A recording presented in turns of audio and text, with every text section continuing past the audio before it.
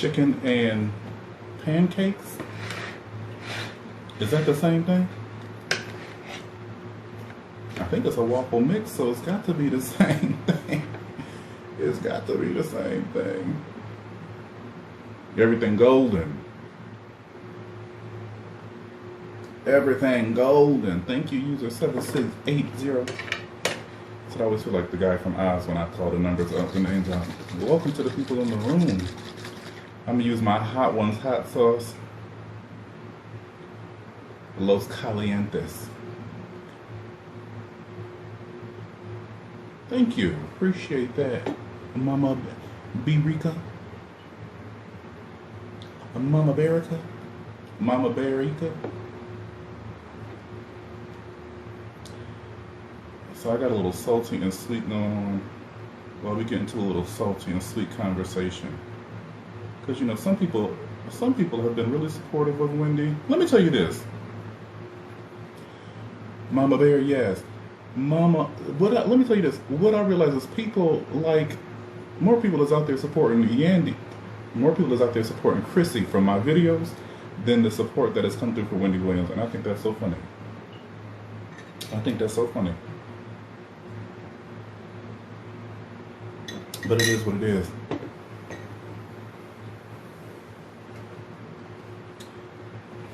Oh, and that's, you know, she got the inside scoop on those things. Is it even an affair? I thought they was in an amicable. Is one of them married? People loathe Wendy, like they was sitting, like Wendy has talked about them on the things. And you don't even know these people's name. Hey, Delta 1, G66, welcome. Are they both married? You know what I said yesterday, your black is golden. With Al dying, they need something to keep the people going through, you know, engaged and bring some ratings.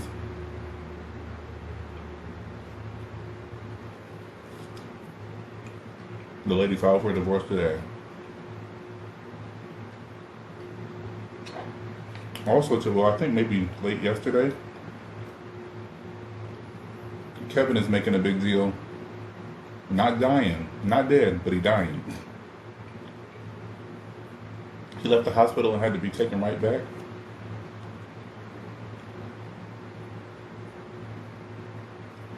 Yahoo was reporting that Kevin Hunter is upset too. The alimony checks have stopped. I don't know how the alimony checks stopped. The only way they stopped is if he got married to that girl. And that's something he would know.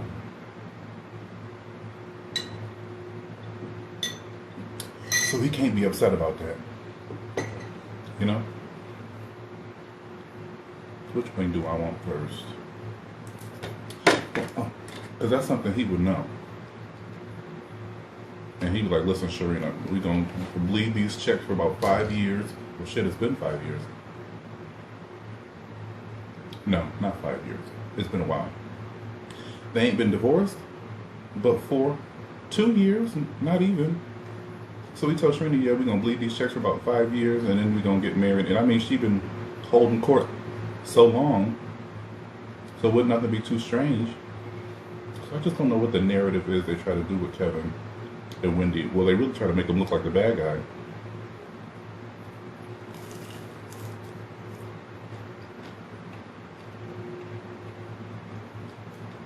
Like I said, she the bad person. Well, she all right and she funny and everything until she gets to talk about somebody that you like. Ariana Grande, Tabitha, Method Man.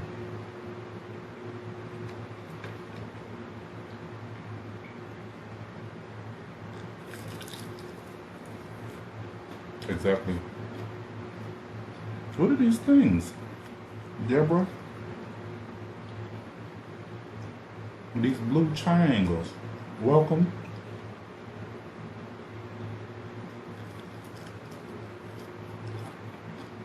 The people lost that. And when Wendy talked about Tabitha, she introduced her to a whole new, because white people watch Wendy in the morning, okay? She introduced her to a whole new demographic of people. And then she responded in that sweet. You know the origin of that phrase, I wish you well? That's only half of it. And if you really know the power of prayer, you know it could be used in a negative way as well. So let's just consider all that. And I said Tabitha ain't slowed down. So Wendy put her on, exposed her, to the masses. And now she in your Walmart stores, she's on your TV, she's at the shows and the things, and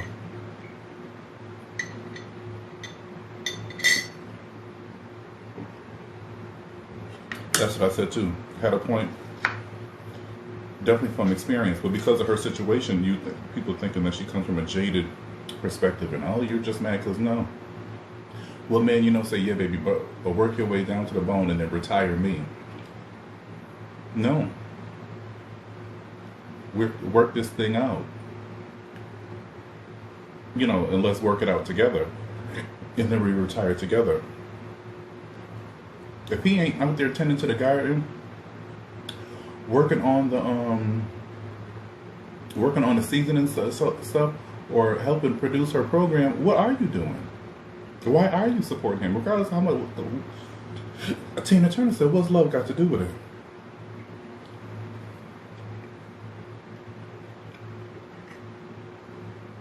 Don't be mistaken, there would be no Wendy Williams without Kevin. Regardless of what she said, there would be no Wendy Williams without Kevin. And vice versa, And they both put in the effort. Wendy is the talent and she does the things. Kevin is behind the scenes making it, making sure things come through the way they need to come through. Tabitha, you want to retire this man? What has he done? Besides lay next to you at night, if that's what he's doing. And the fact that he can't never leave you, never ever leave you, because Wendy said,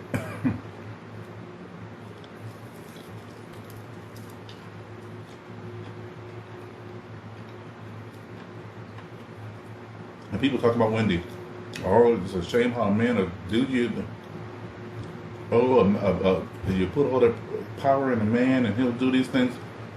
What the Tabitha get on there and say? I love my man so much, I'm going to just retire him. And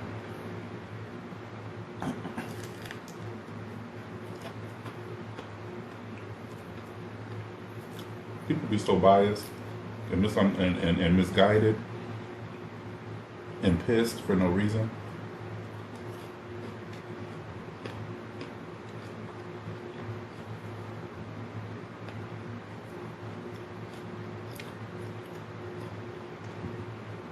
It's crazy.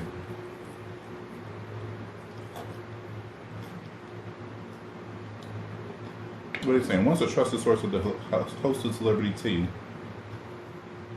the talk show host Wendy Williams has found herself at the center of a little messiness of her own. Rude has continued to report on Williams' ongoing health issues and financial woes.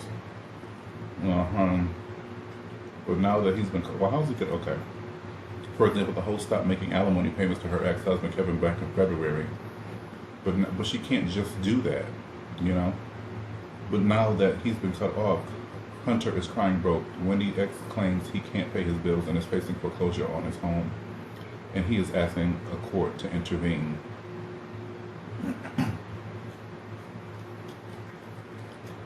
Adele and Wendy can relate.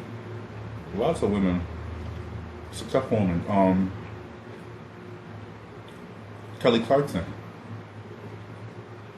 paying that man good money. Williams was released from a wellness facility in October, and today Hunter is looking to force her guardian to pay him more so he doesn't lose his home. I have fallen behind on most of my bills. I currently live in a community that requires payments to the homeowners association. I'm behind on all that bill. Hunter said in his appeal to the court for help. If the homeowners association fees are not paid, foreclosure will soon follow. Oh, God.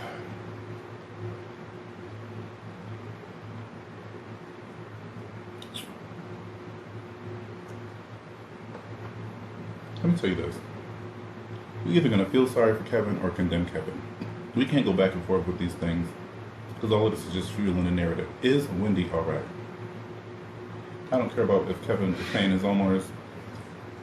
Because like I said about Wendy not having all her money inside Wells Fargo, I'm pretty sure not all her money in Wells Fargo, and a lot of things that they did together as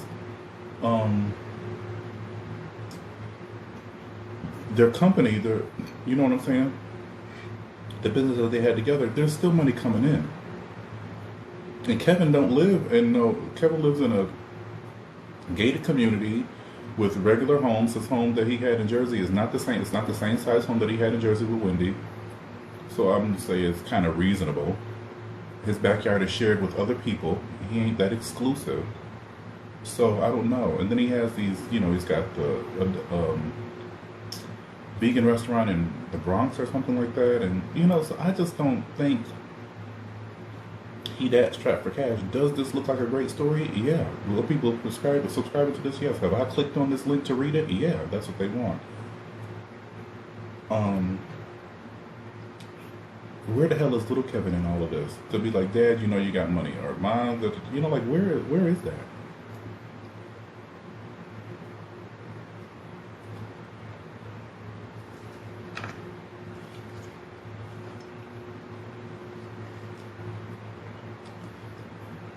Where is it? Did y'all have a little lunch? A brunch, a breakfast? This is kind of brunchy. I just need a mimosa. I got some water.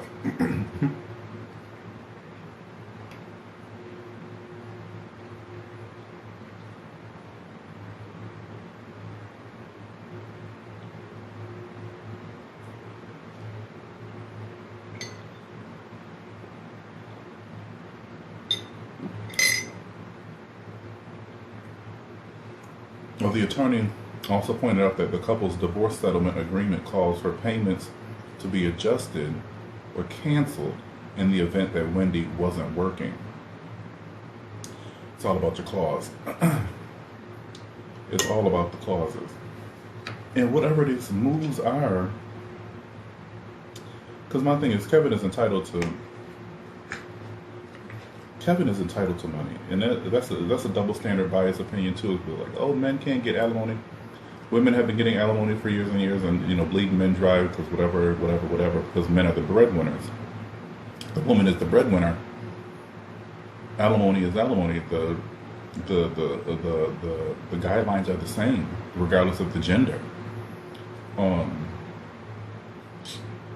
those are clauses that you could put inside of your divorce settlements and your prenuptial agreements.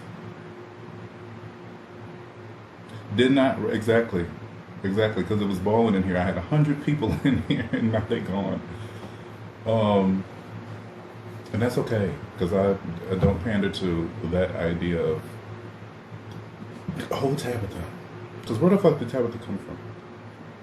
Anyway,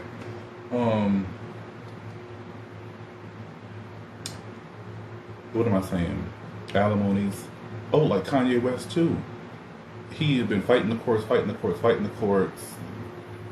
firing lawyers. During that process, he has been disassociating himself from the things that make the bulk of his wealth. And now that he's not working and he's broke and he's no longer a billionaire, yeah, I'll settle now, because these are the numbers that you have to go by. And now $200,000 is not a lot. There's 4 kids. It's a lot of money at one time, sure, to us. But there's 4 kids, North Chicago. That's 4 kids. $200,000. That's $50,000. No, yeah, that's $50,000 each, which is justifiable. What we just said yesterday. Eddie Murphy's paying $55,000 to Mel B for her kids, so yeah. But had he still been affiliated with Adidas and Balenciaga and he'd be paying well over $200,000, more than $50,000 a month for these kids.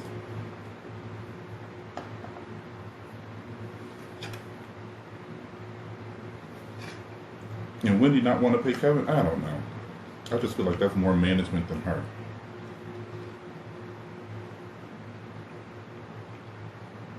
people over her estate.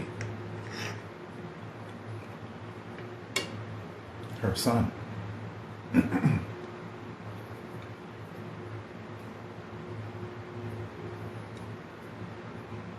What's up, Sugarfoot?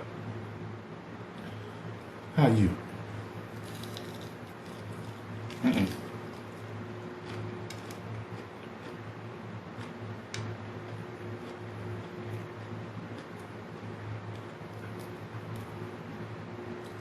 How you? What's going on? What's different? What's doing?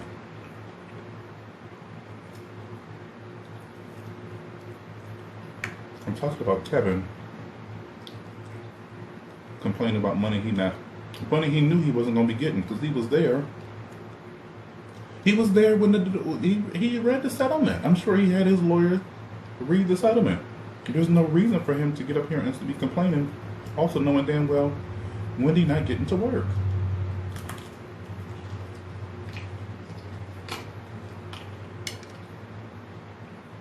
I wonder if she got paid fried hard, okay? I don't have to go back. I wonder if she got paid for that sister circle thing. That's an appearance. That's $50,000 maybe. And she did it charity. Out of the kindness of her heart.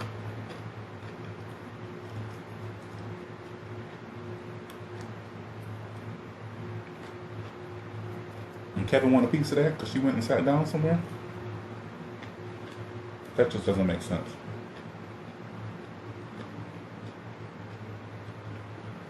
What do y'all think?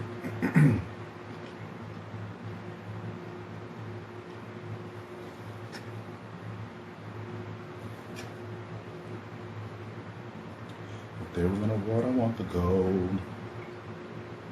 Thank you, Natasha. And I don't just want your heart, your soul.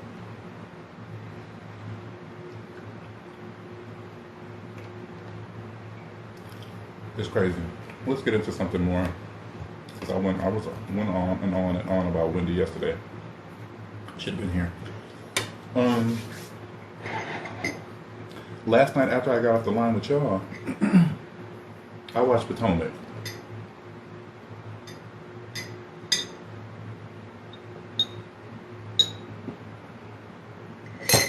She done tried purple chairs. She done tried butters, creams, and potions. She done tried event planning. She's tried a lot of different things in the course of their relationship. I watched Potomac. Let me tell you this. You know,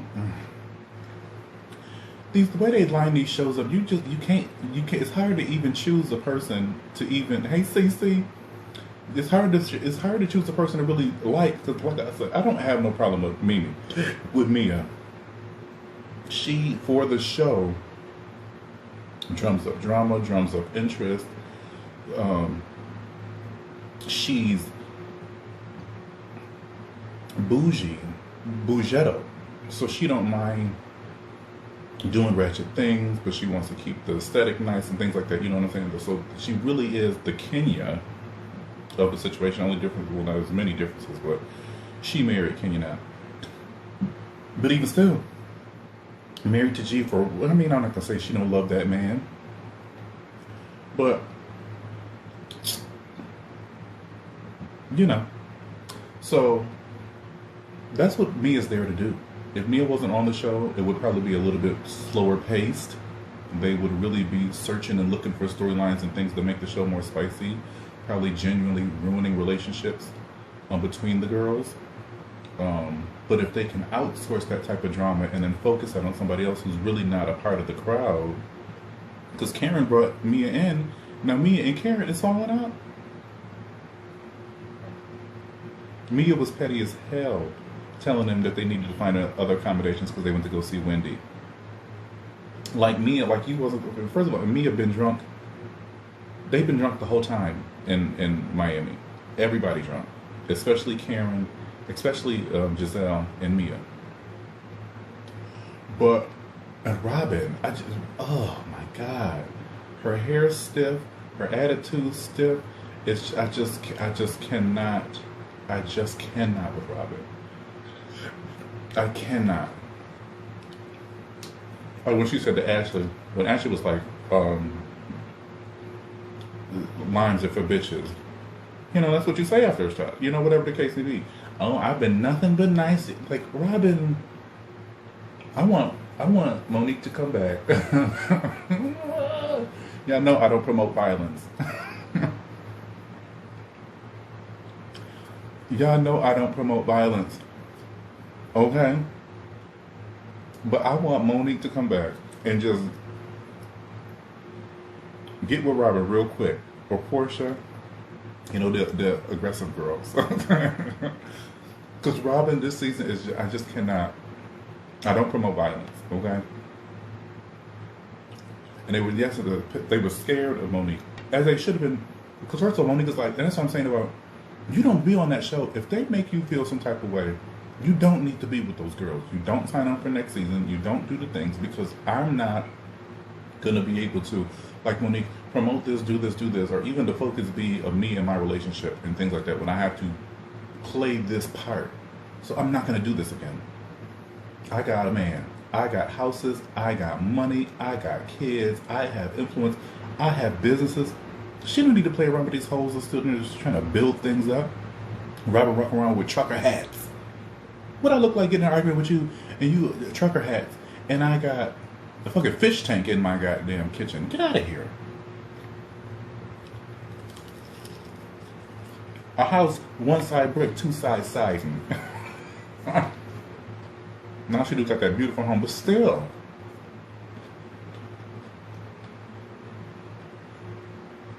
And if you pair all that together, now she feel like she's somebody. Oh, I done sold the hats, and I done moved into a nice home. Now I can act like this. Because before, what did Karen call it? She said she was activated, and that's 100%. Now she activated. And if Giselle could take a break, well, I mean, Giselle don't really stop. But if Giselle could slow down her cattiness and stirring the pots and all those things and pass that to Robin to make their show more interesting, because now people, I don't know anybody that, I'm not into podcasts, whatever. I don't know who listens to Reasonably Shady. But if people are going to go listen to the show because that's what they got going on now they're both reasonably shady. Because at the time, it was just Giselle who was reasonably shady. Extremely shady.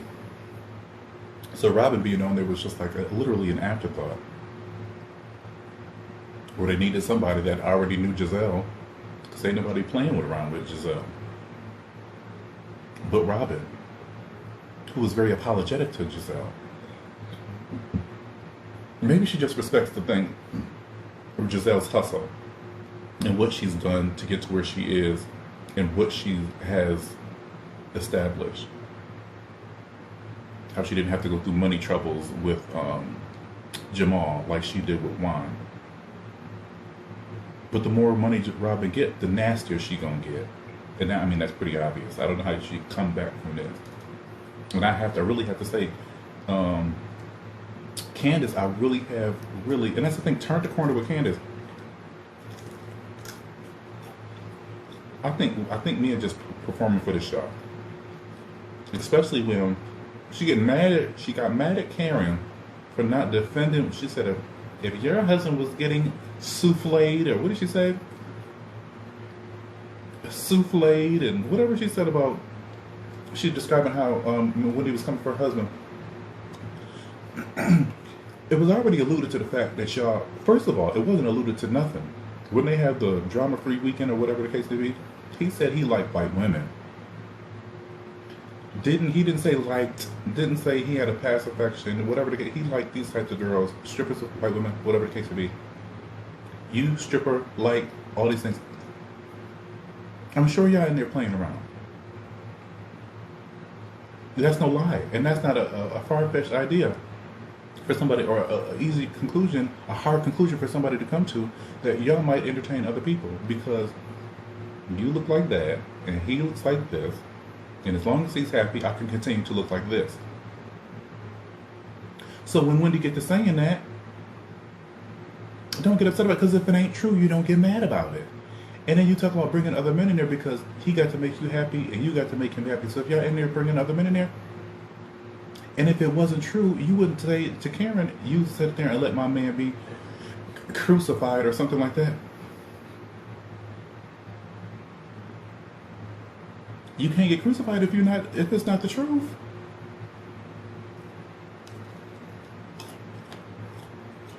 So you done made all this big stink about it, because don't nobody care about you and G. She's a placeholder in the show. I don't think anybody, people may like me, or people really probably hate her more. And with that, yeah, don't nobody really care either way. If you and G, I think that'd make you more exciting. You and G could have fucked that, and that's Robin. I always want to get in somebody's business. Ashley, know the secrets of her and what's Ashley's man's name? She know what they do. She know what Giselle do. She want to get in Candace's business. Oh, Mia, have you guys ever done? Shut up, Robin.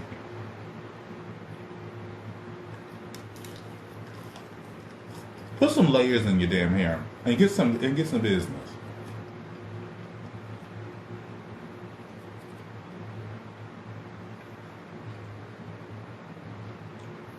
Robin went from being insignificant to overbearing and obnoxious.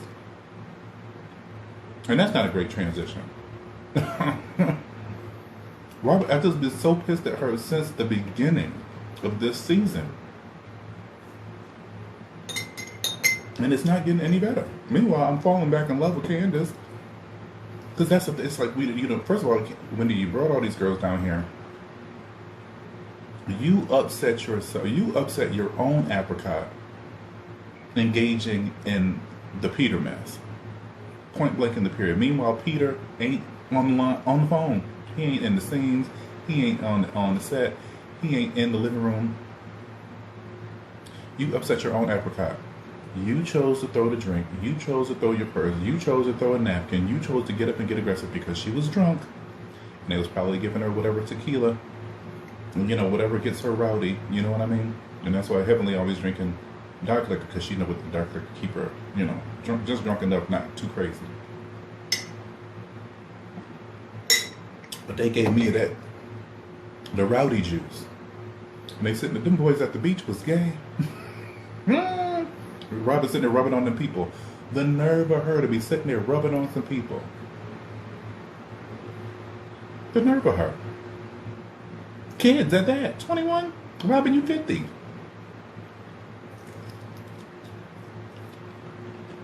I can't stand Robin. I can't stand her. Don't want to see her. Don't want to hear her. And then that's why she had that footage, so she could show it to Candace, so Candace would see. And at first, Candace was like, "Oh no, Wendy." I was like, "Oh shit, the narrative is shifted, and now Wendy looks like the bad person." But when Candace said, "Okay, well, Mia shouldn't have done these da da da da da da," and that's the thing about Candace. Candace, Dorothy taught Candace lots of things. Okay. And reading got to be one of them. I think Dorothy's a lawyer, no? Reading got to be one of them. Because when she said, when Candace said, if you throw something at me, you're expecting me to do something. You're expecting me to take my edges home with me. Take your edges home with me. Period.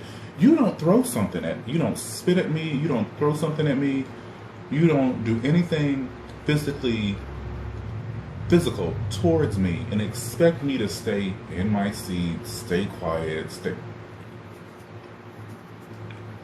What I'm going to do is annoy the hell out of you. And that's what Wendy did. Hurdled a couple of phrases and words and, a couple of well-placed letters. And Mia up, rah, rah, rah, rah, rah, rah, rah, rah, rah, rah. Wendy was just as scared as she wanted to be when Mia threw the damn napkin. Wendy damn near ducked under the table. That's why I said all these girls is punks, okay? But don't piss me off. Get involved in business that has nothing to do with you, and then tell me how mad I could get. You broke your nail. I never touched you. And then you don't want me to come back to the house? And didn't she find that apartment quicker than Sharice found a hotel room? Wendy found a hotel in about 2 hours. Sharice was looking all day. That's probably production probably wouldn't let her leave. Sharice didn't want to leave because she's not getting into Candace. She's not getting into the fight. She's not getting into nothing. And they talking about that damn beach set up. The cabana was for. The house ain't big enough. The car, you got 15 cars to take these girls. You had 3 cabanas, 6 seats. It's 9 of y'all. Somebody supposed to sit in the sand? Ain't nobody prepared. High as a kite. Okay? High as a kite. So you talk about that, the beach celebration was supposed to be for your birthday. Girl. And Robin. She said she had, she said she had a lump on her butt. I'm looking for the lump on her butt. Robin, shut up. Shut up. Because now you ain't no better than,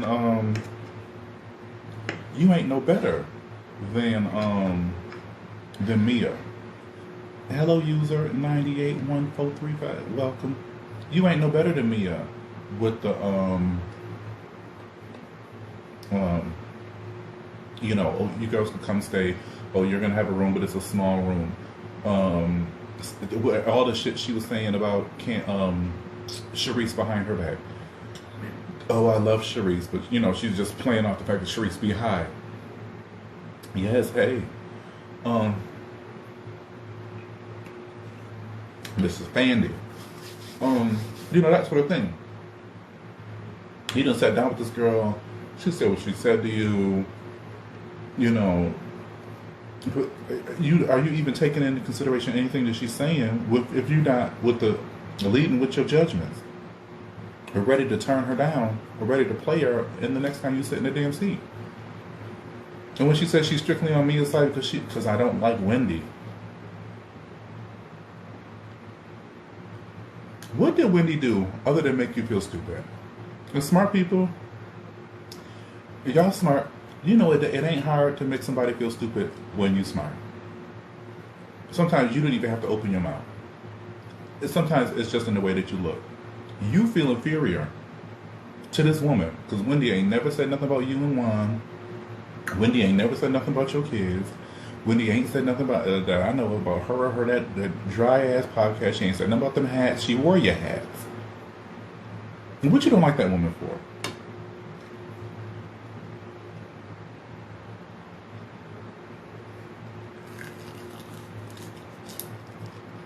Karen, the only one got some sense.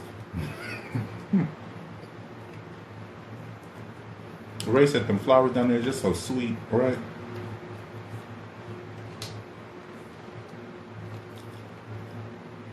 Karen, the only one got some sense. Potomac.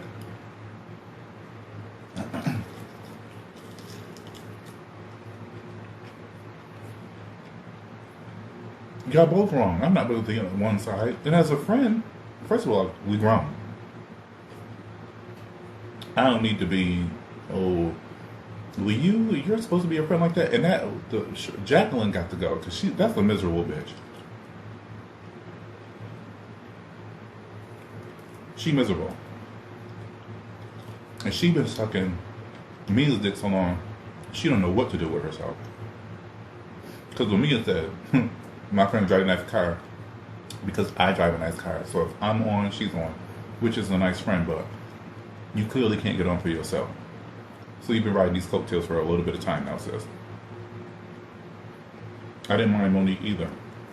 I just don't think they framed her properly. And then the thing with Candace. Which, I mean, I think we all colored in here.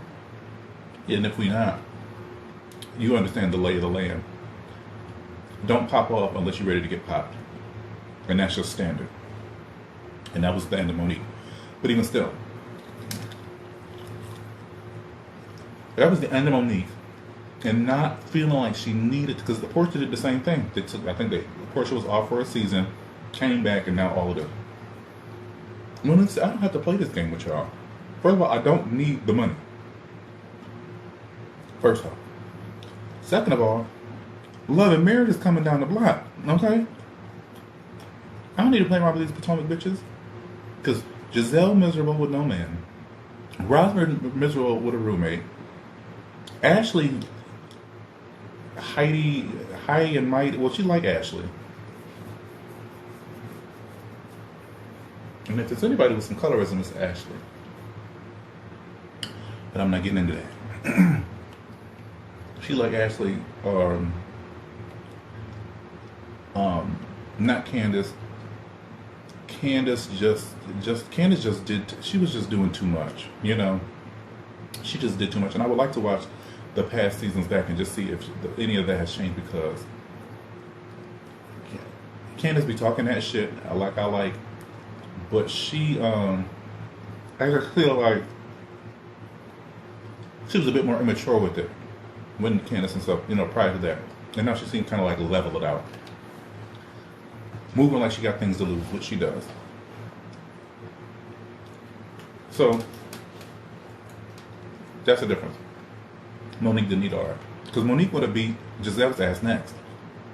And that's probably why, really, Giselle was like, okay, we're not shooting with her. We're not shooting with her and your husband. And that's why she made that, as I'm thinking about it, made that claim at the reunion. I was threatened. Candace threatened, Giselle threatened by everybody and put herself in these positions to be threatened. Threatened by Chris and Monique. You the one talking the shit. Threatened by, not his name Chris too, huh? Both they named Chris, ain't it? Monique's husband and Candace's husband. You were threatened by Chris' husband. I mean Candace's husband Chris. You called him to the damn room.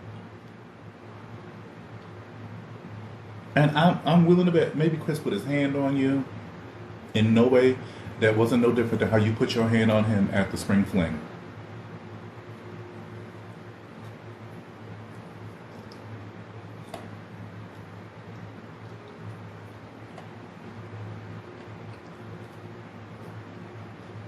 But you sitting out here saying this man put you in a compromising situation in a room by yourself.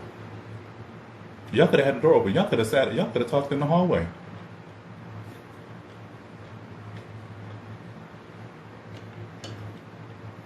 So Giselle, when this reunion come around, when I tell you they're gonna be going on hiatus too, good. They said Beverly Hills going on hiatus and other thing in hiatus, whatever. Because Giselle and Robin is the pits.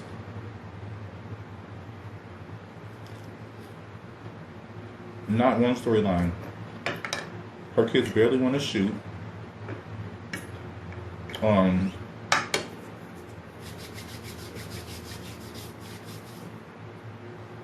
Her kids barely want to shoot. She can't get a man to stay on the damn screen like Kenya did. She can't even pay a Ralph to come through and do what would need to be done. Jamal not involving himself with the mess because he said these bitches is pulling out binders on me. I can't risk that anymore. It's just her and Robin. And Robin lining up to just tank her whole family, regardless of Juan out in the streets with somebody else. Girl, you just would have looked better splitting up with that man weeks, months, years ago. But it's not gonna work. Because I got money now. And I don't need to be when we were young, like Adele said. And no, she was sitting there stringing this man along, trying to make him look like, I don't know, not a bad dad, but you talk about a damn prenup? I don't even really want to marry you. And you sitting there talking about a prenup? If you feel like that man don't want to marry you, I'm talking to everybody. If you feel like that man don't want to marry you, you shouldn't be having marriage conversations. You shouldn't be doing marriage things.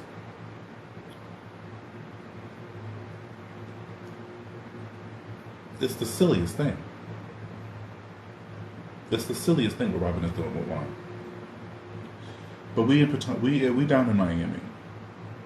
And they just really don't want Wendy to be there, which I don't like either, because it wasn't like it was a one-sided thing.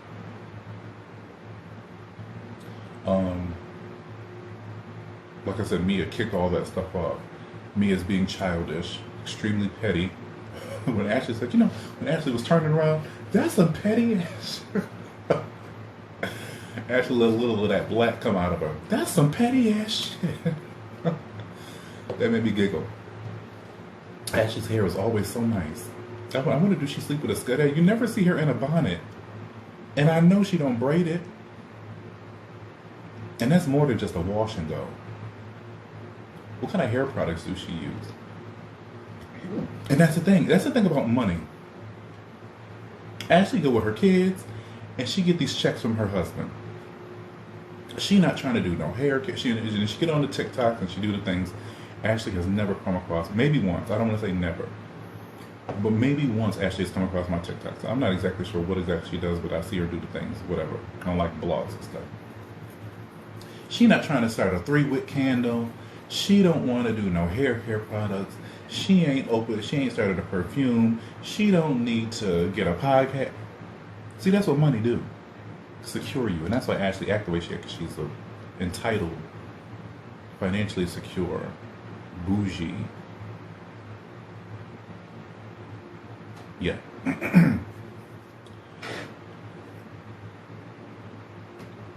Because Ashley hair be beautiful. And that wash, and that blowout, well, not the blowout, but that wash and go like that. When she turned around in the thing, and just juicy, it don't be dry. Meanwhile, Wendy's hair falling. Meanwhile, Wendy's hair falling up under them wigs. Which that's what she really need to get some control of that too. Because I would hate for all of this to go on and Wendy's man be like, listen, I'm gonna go on and take these kids. Oh, y'all got the same hair. Lucky y'all. It's no frizz, and it's not like Ashley be late, Robin be late. Why the hell do Robin be late? Ashley don't be late. Ashley be on time.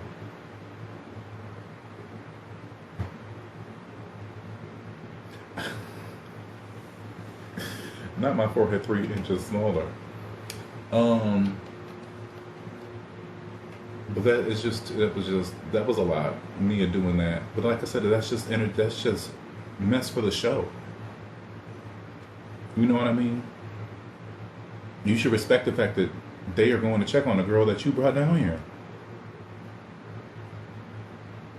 In 3 Suburbans for a 4-room house. Thank God she had to stay at a damn hotel, because Candace would have came in that house. It would have been Candace going off. I done flew down here. I'm working on the things and I'm doing these things. I got a son with Trina, and y'all want me to sleep in the bed with the professor?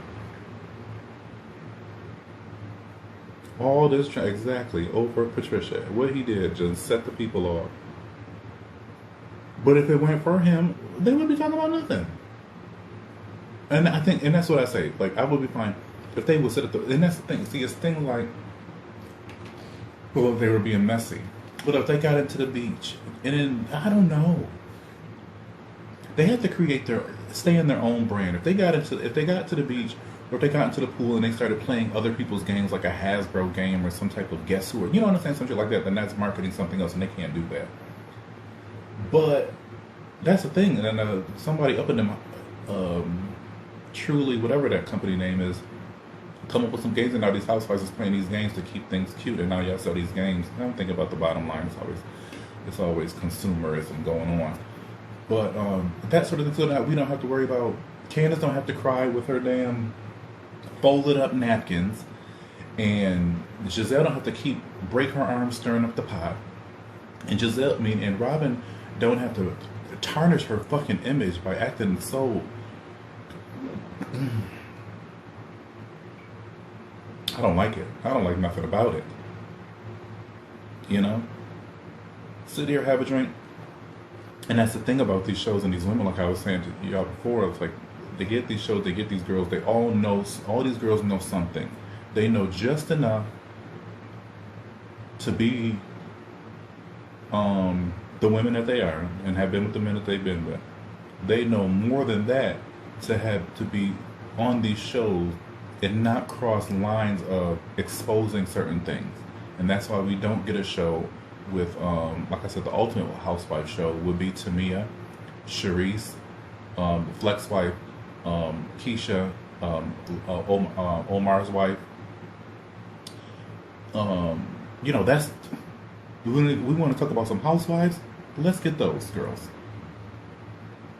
But that's too much at risk. That's too much at play.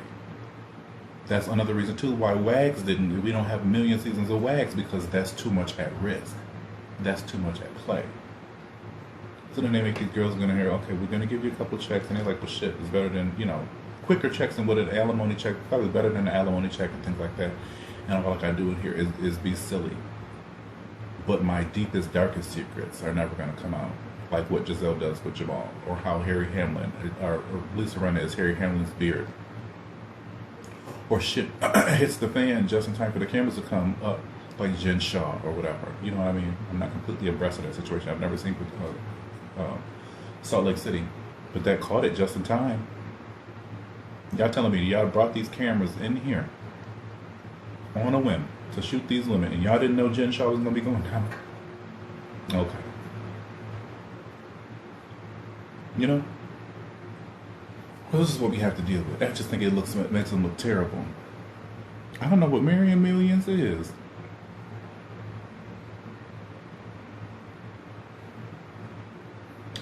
Okay, what y'all say? Hold on, I'm running my mouth. Meals Terminator was going in on the is that right? And that's the thing too, we ain't seen Contessa's nanny since Contessa started, episode 3. Miss Renee was out, okay? She's like, because if y'all not going to be truthful about what y'all doing, then I can't be here. I can't be here. Candace's issue with Ashley boils down to the hair. There's nothing concrete as to why. I think his hair. I think they were really. I do think generally they were at odds. And that's Candace. Candace gonna call it out. Ashley don't, just like she doing with the drinking now. She started this season off, like, I'm not drinking, we're in a place, I'm not drinking. Ashley been shots and Coronas all the way since then. And that's what Candace was saying. Don't sit here and talk about you want to be the mother, but you're sitting here not putting yourself in line to do things that mothers do. Meanwhile, probably Candace would love to be a mother, but do she got other aspirations? Yes. So that's an internal battle that Candace would deal with on her own. That's that. Unlike Ashley, who's just happy. Like I said, Ashley don't want to do hair things. She don't need a makeup product. She don't want this. She don't want that. She just want to collect her check from her man, which is okay. Candace want to work. Candace want to keep her business afloat. Candace want to put her albums out. She want to keep her man happy to whatever relationship, however that makes a relationship work or whatever. Candace juggling more than what Ashley is. And Ashley prances around like these things are just common. You know what I mean? And I think that's the problem between Ashley and Candace. And then Ashley continues to throw these unexpected jabs, and then use big words like, what did she say? All right, it's obviously the thing that somebody's deflecting. What did she say Candace's thing was doing? I can't remember the word she used, but, do things like that, which then, Ashley trying to act like she's so much smarter than somebody, that's going to piss. I'm not saying Candace dumb, because Candace is not dumb. But that's like, bitch, I don't need no verbal flexes, okay? Because I'll read you very in layman's terms. How about that?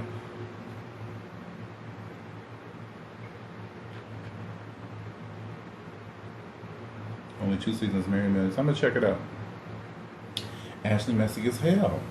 Because all she got to do is be messy. Keep her hair juicy. And do whatever she do. Because Ashley not leaving that man. First of all, he don't want her to go. If he wanted her to go, she wouldn't be in that house. He would have been bought her. He would have been built the wall. He would have been found her a place, wrote it in the thing, because apparently he got the most money. He would have been done these things. And like I said, Ashley, and it's not even about, okay, now I'm collecting these child support checks. If that was the long game, but Ashley then went through all these things with this man, this public turmoil and public disrespect and all this stuff, and then have 2 kids by him.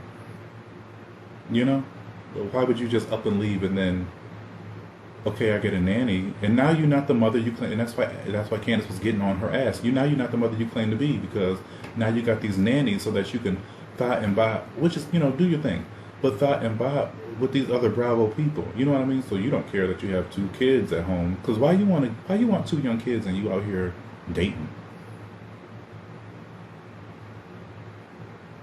Why you want to do that?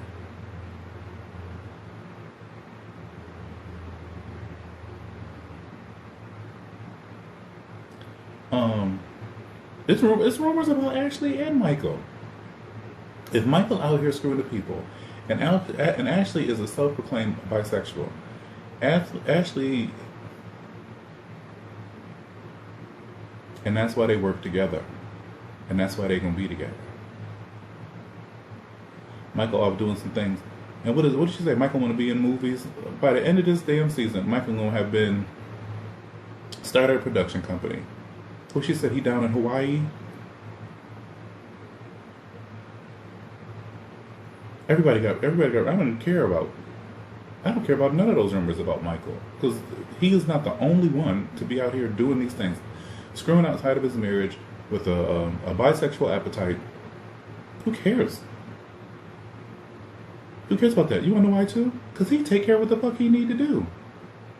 Giselle called it a mansion in the sky. It's 2 levels. We never see that top floor. Who knows what the hell is going on up there? We always see that living room, kitchen room, great room moment. But his deck is designed nicely. Very nice finishes and things. You know? He do what he need to do. Pay the cost to be the boss.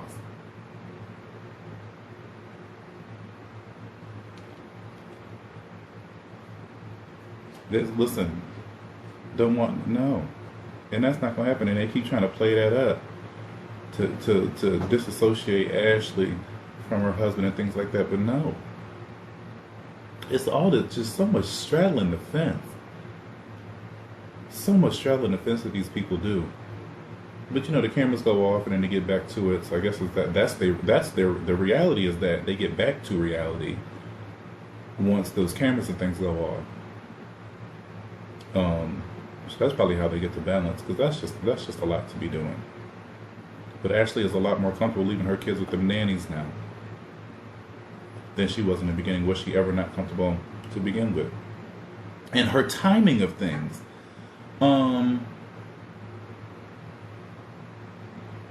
Went to the bathroom during that fight with Monique.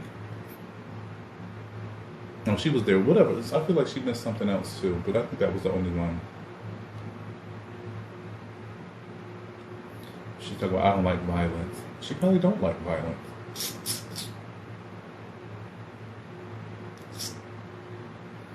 It's a mess. It's a mess. When the season started off all right, it did start off all right. I was kind of, but it's that damn production editors, and it's like, okay, some shit is about to hit the fan, and then here we are with that fight. Well, this wasn't even a fight. Fucking Mia broke her nail, and then woke G up. G was asleep. He's 76. He go to sleep at 7. Woke G up, trying to book him a flight. It's just too much. And then that girl Jackson talking about, okay, you guys are not friends anymore. Girl, just 6 hours ago, you was talking about how they all bark. Just 6 hours ago, especially Candace and Wendy. Just 6 hours ago, you was talking about how if you met me and when you were older, you wouldn't be friends with her. So who's really not a friend? And I can't see, and that's the thing. They make the reunion. All these things line up for a great reunion. Because I'm like, can't wait to the reunion. Of course, I'm gonna tune into the reunion because I'm invested in these girls. Especially after, because for the first season, I was not really into it. I didn't like Karen. Sharice was nuts. Katie was nuts. Giselle was iffy. You know what I mean? It was just a lot of things. And then that second season rolled around. I was like, okay, this ain't so bad. I thought it was kind of classy based. Giselle, removed or whatever for her antics. But then I really started to like Karen. So I developed an affection for the show, and now they're like top 3 as far as the Housewives things. But and now so I got invested because I grew to like them. So of course I want to watch the reunion. But of course I'm going to watch the reunion. But we can't structure the show so that the end of the show is better than what the show could be more organically. You know what I mean? Katie was a fruit loop. She's a nut bag. When she came to the damn spring fling, she was all over Ray. And that's the thing about Katie. Now that's great TV, and that's what I'm saying. Like even like Jackie Christie, people who are just authentically themselves, but well, not Jack, because I think whatever that happens, I don't know, to keep Jackie in line just enough. Jackie, the way Jackie values her family, I think kind of kept her in line with, like I was saying about, doing what needs to be done, not exposing too much, you know what I'm saying, things like that. But Katie didn't have none of that. Katie was a wild card. Katie would have tested everybody's limits and everybody's, you know what I'm saying, stories and patience and things like that, much like Brandy Glanville over in Beverly Hills, things like that, which they would be better. Put Katie, Brandy, when is the Ultimate Girls Trip coming out? Put Katie and Brandy, who else crazy? Jackie Christie. Put them on a television program. Let's see what happens with that. Let's watch some real reality shit. All this other shit is staged. And I mean, like I said, after 176 seasons of these women, it's like, that's why the Kardashians play it safe. I watched the final episode of the season just for something to put on last night, and as I got situated, and they just replay things, and they try to be authentic in their descriptions or even their mommy daughter moments and things like that. But it's still scripted, but it's safe and it's expected. I don't want safe and expected from women. First of all, the women that I don't know, I'm expecting an organic, authentic life day to day. Y'all shooting for 6 months, but the whole thing has been scripted not for 9 months out. Everything that's going on now makes for a better reunion. Guarantees 3 parts to a reunion. Because how the hell you be shooting 12 hours and turn that thing into a 3-part series and do a 3-parter? 4, 4. 4. But yeah, I don't know. That was Potomac. That Mia. And Karen was like, listen here. But just listening to it, we're not kids. Especially Karen 5'9", okay? We're not kids. I don't need to be playing no kids games. I don't need you telling me who I can't talk to, what I should have did. As a grown woman who's friends with other grown women and y'all acting like children, I'm gonna let y'all know that y'all acting like kids. In that order. Because I'm gonna say Karen, if the roles were reversed and Wendy went off, broken down, throwing things, Karen would have said the same thing to Wendy and she would be going to check on Mia. Hey Karen, I'm well, how are you, hon?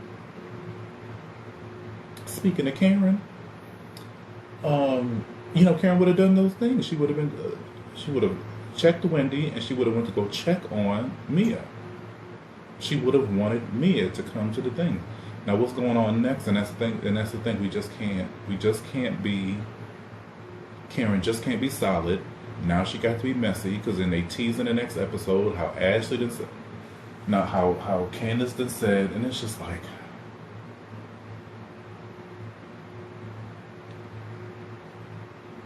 First of all, don't take me out state lines and shake up my shit.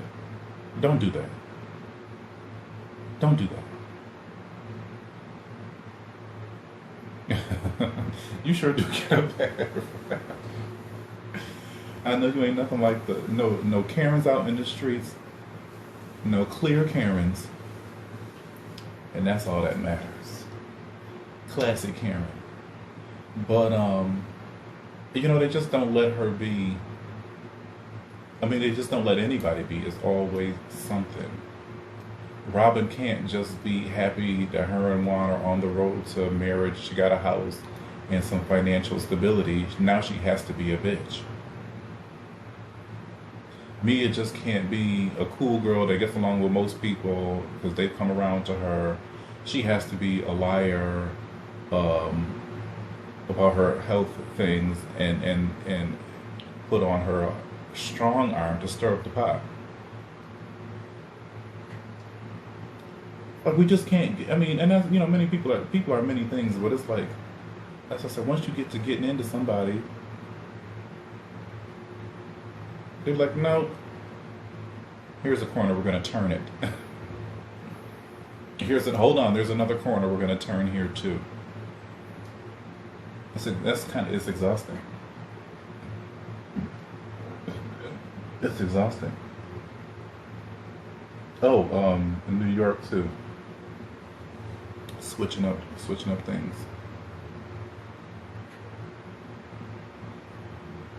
Yeah, she wants the attention. I mean, they all want attention. Wendy wants attention. Mia wants attention. Giselle likes the attention. Candace wants the attention. Ashley wants. All these women on all the shows. Bethany Frankel, Kyle, Renna, Nene, Portia, Candy. They all want attention. That is a side effect of fame. Seeking attention. Global notoriety. The fact that they can have a BravoCon. When it started with like a Comic-Con thing, then it was is it DragCon? And now there's a BravoCon. All these women are written in their contracts. These women have to organize these random women that nobody ever knew before these shows. And I guess that's the same for Comic-Con, because I don't know. Walking to Comic-Con, I wouldn't know what to look at, what to do.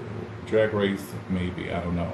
But like Beverly Hills, BravoCon, all these women get written into their contracts that they have to be free for these 3 days in May or whatever, whenever BravoCon is, to shuck and jive for fans, to push a bottom line. They all want it. Even Caroline Manzo, my girl Caroline, considering coming back to the show or whatever. It's just, you get the taste of it, and then it's like, well, how do you go back to a simple life where you're not getting emails about events and things like that? If I was in that tax bracket organically, 100%, let me tell you, I'd be a socialite, because I like to be in the mix, obviously. But I don't think I would seek global notoriety. That's the thing. That's what Beyonce said. She wanted to be. If she could sing and not be her face or something like that, she would be fine with that. Not wanting the fame. And I mean, that's how Beyonce really has always been. Honestly, she's never been. That's the difference between her and Kim. And it's just that Beyonce works quarterly. Kim works every day. Not that Beyonce, like I said, she really does long nights and stuff like that. But you only see Beyonce quarterly. Kim, you're gonna see her several times a week. And she never wanted the fame. But these women want fame. These women do. Because if they didn't, they wouldn't be on the show.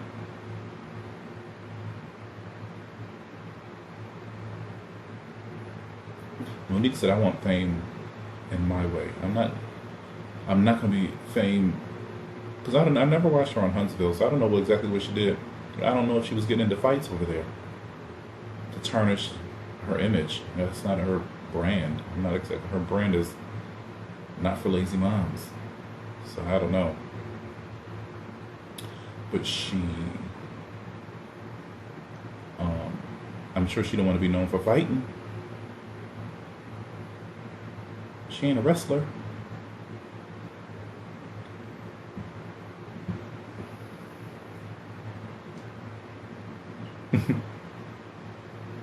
And that, like I said, the thing that Monique brought was stability, comfort, ease, easy breeziness, business, and that's kind of how we're conditioned now to be like, oh, how are you gonna challenge the girls? What are you gonna do? Funny, shady things like that. It's just like, no, we just can't go have dinner. Talk about some shit. And that's like bringing other people in because all these girls know each other. These girls probably do know, especially the girls in Atlanta, know the Sharices and the Tamias and the things like that, but they're never brought up in conversation. Those girls also never breeze through a scene. But, so that's the thing. It's like we can't get into no type of reality, real organic type relationships, not based in cattiness or drama. It has to be something. How would I look like sitting here with a woman who thinks she's better than everybody, can't dress like nobody, and gonna challenge me about what houses I got? Meanwhile, you live in a shack. On an adult, maturity, sure. On an adult level, what the fuck do I look like dealing with that? What the fuck do I look like dealing with any of that? This little girl who don't know what she's doing, still living in her mama's house, keep popping off, and from where I'm from, you get popped for popping off like that. But then I become the bad guy because the girl who can't dress condemned me for reacting to something because then that's what Robin said too. I think they were talking about at the Pilates and Chardonnay, whatever they did. I wanted to pick up a bottle and throw. So because you wanted to do it, you justifying Mia throwing her purse, her drink, and a napkin at the woman. When Wendy wasn't even going off on you like she was going off on Mia at the thing. So you prone to violence. And I also don't like the narrative that they got these black women out here just everywhere, all the time, arguing and fighting. Not to say these white women don't either, because when they was in Amsterdam, and that's why they had to get Kim off the show too, because Kim was going to expose everybody. Then Beverly Hills Girls was in Amsterdam, and Kim was talking about Harry and running through that drink and the glass.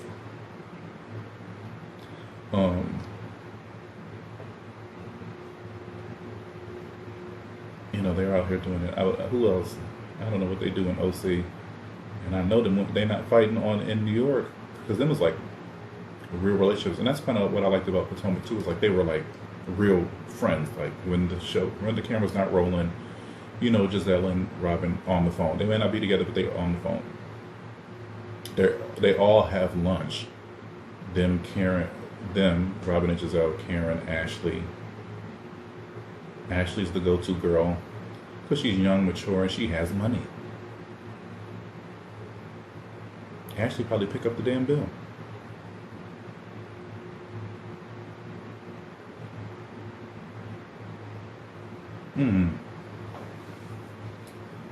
What else y'all got? I've been on an hour and 9 minutes. Oh. What else is going on? I did touch briefly on Kelvin. But that's all a mess. And I just want Wendy to get some rest and then just leave it be. And just be done with it, because there's nothing else. Because there's nothing else that could be done. There's nothing else that we have going on. There's nothing else we can do. So we just need to just go on and let her be.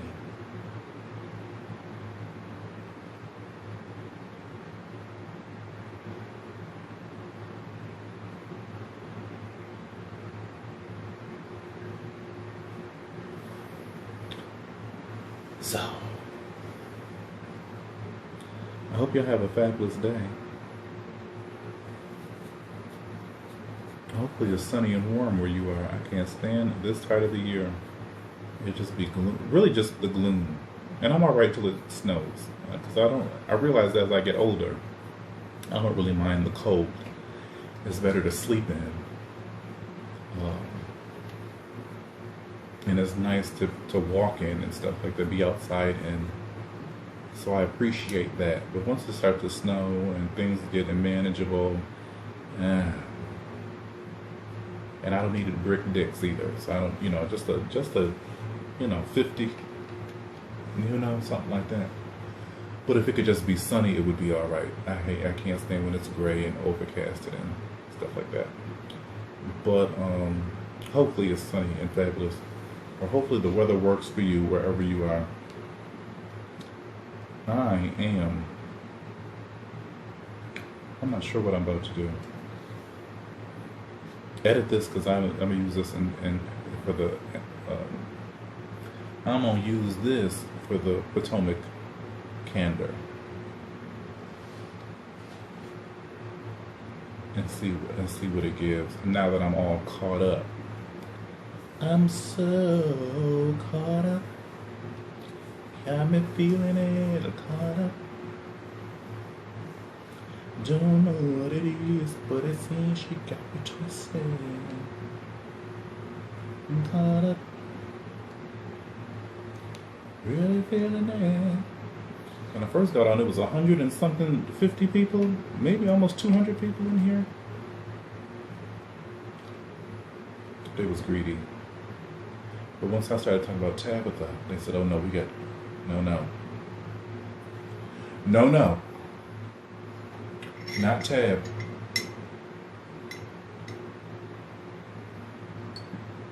I thought she would have came back for another season of The Shy.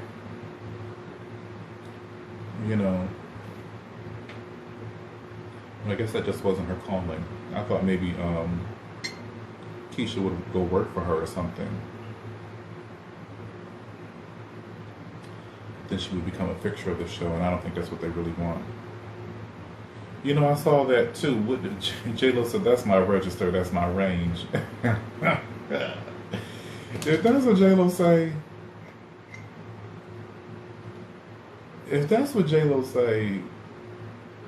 that's what she said.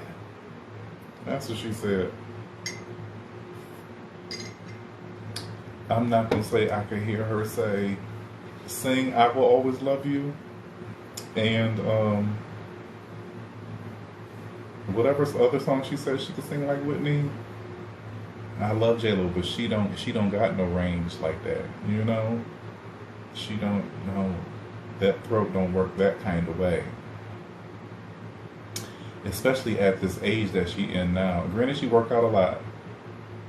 So maybe she does some throat coaching too, I don't know. But Whitney wasn't even in her 50s singing the songs.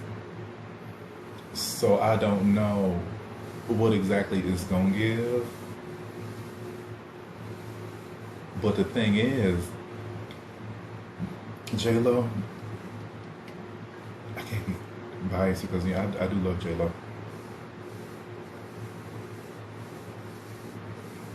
And that's the thing, shift to her, and that's the kind of angle I will come at it as to shift to her career for the better. J-Lo ain't never been down. J-Lo ain't never been off.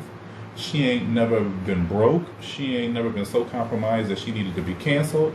And people have all their opinions about her. She can't sing, she can't dance, she can't act. People say what they're going to say because people obviously will say what they want to say. But she don't lose.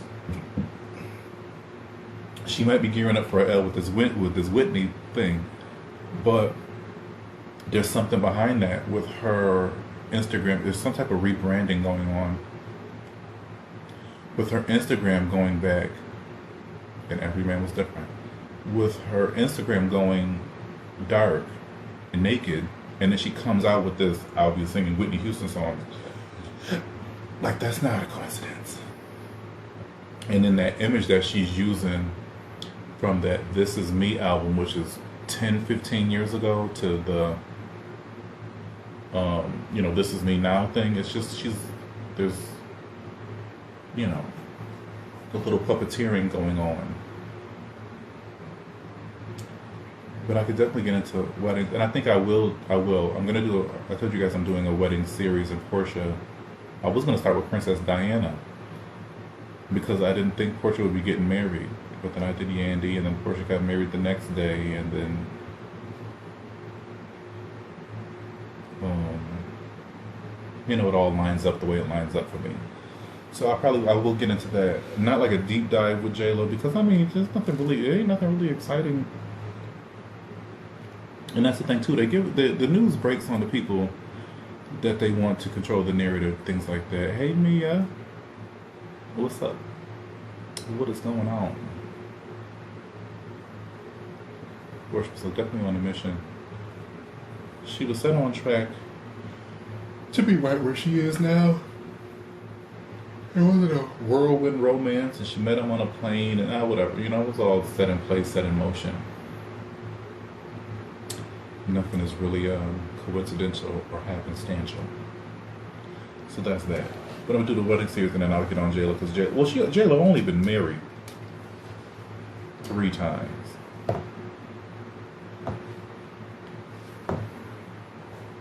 She married Ohani. She married Chris. She didn't marry Diddy. She married Mark. She didn't marry A-Rod. And then she married Ben. So she's been married 4 times. Hey Liv, what's going on? Definitely manifested it, right? Well, me, I had a little dinner. Like a dinner. I'm full like a dinner. I had a little, a light bite. A little brunch. I had pancakes and chicken wings. And I talked about Kelvin wanting some alimony when he knew he wouldn't be getting none. 7 engagements, though. That's true. That is true. So she got about 7 rings. And then I went on I just really the bulk of this thing was talking about Potomac and getting into the girls and things. And now we talk about J-Lo saying how she could sing like Whitney Houston because that's the same register. That's her note. That's her key. Unless she does something different with the songs, I don't know. They like to remake things. So I don't know. And Dolly Parton's still going to be kicking and collecting checks from these songs.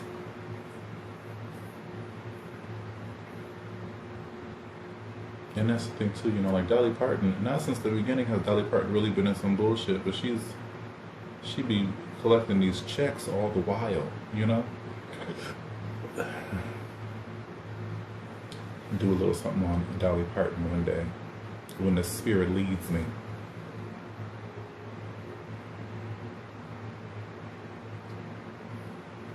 You got it. I don't know, I just can't see J-Lo singing these songs. I can't. Well, I'd rather have J-Lo sing a Whitney Houston song than them do a Whitney Houston hologram concert. Because, some things,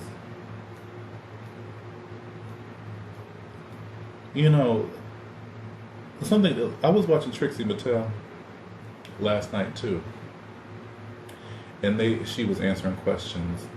And she was saying,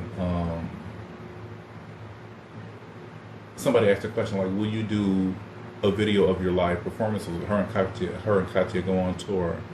Will you do a live video of that? And she said, her and Katia have discussed, if you come to the live show, you deserve the exclusivity of the experience of spending your money and getting to the place and taking in the whole experience and not having to share that with anybody. And that's how I feel about Whitney Houston. And now, at YouTube, all these things, you can watch her perform, whatever. We don't need a holiday, because that's for something that Whitney can't even benefit from. You know what I mean? Them doing a hologram and millions of people buying tickets. That Whitney don't benefit from that. Bobby Christina don't benefit from that. So there's no reason to do anything like that. J-Lo trying to sing the songs, I think, furthers that conversation. Also, too, this whole thing, remember we were talking about, some of us is in here, we were talking about, you know, the resurgence of R&B and how housewives use the housewives as a tool to push a narrative, like the whole black African savior, and then this R&B thing that Candace is doing. You know what I mean? That sort of thing. So J Lo is going to be a part of that. Who knows? I don't know. You know, I don't know. But Wendy was ours. You know. And I'm glad at my age, at 34, I was able to have her for the time that I had her. But gems and jewels, you know, can't be remade or recreated, and we just have to be thankful for the time that we had them, especially when their lives just ended. Because then do something, and then it kind of, like I said, same thing with Wendy, diminishes the impact that they had. All this stuff that Wendy's going through now diminishes the impact that she had, which requires a little bit more work to preserve, because it's opposite. My Chrissy video has 95% support and 5% hate. Wendy got 95% hate and 5% support. And Wendy and Chrissy, that's how I was gonna do a video like that too. Wendy and Chrissy did the same damn things. You know what I mean? Detriment to people to expect to deserve karma. They have done the same exact things. Chrissy might be worse, because she was, well, they both did a job of seeking something. You know, they did what they needed to do to get to where they wanted to go. Yes. But there's no difference in what they did and who they left or affected in their wake for Wendy to deserve lymphedema of the husband. And all of, like, the husband, and none of them go together. Hey, Trace.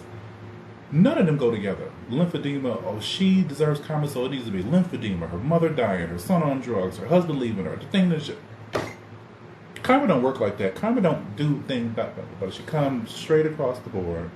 I guess you could say that, straight across the board. But it's like one swift thing.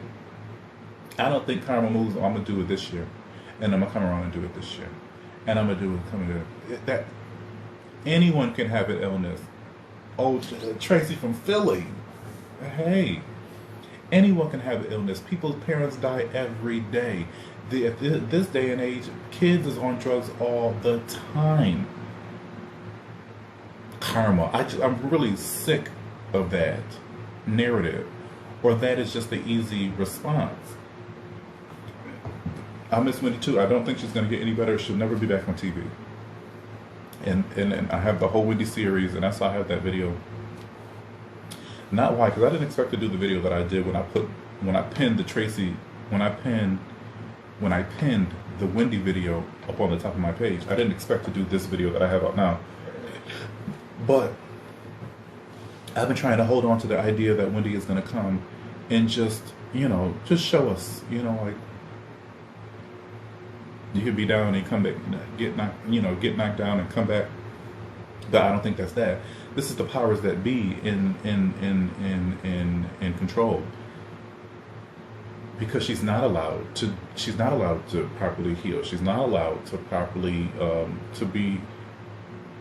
Did she ever start a podcast? No, Trace. No, she didn't. And I realized too, people don't know what's going on at all. A couple people said, I didn't know her mother died.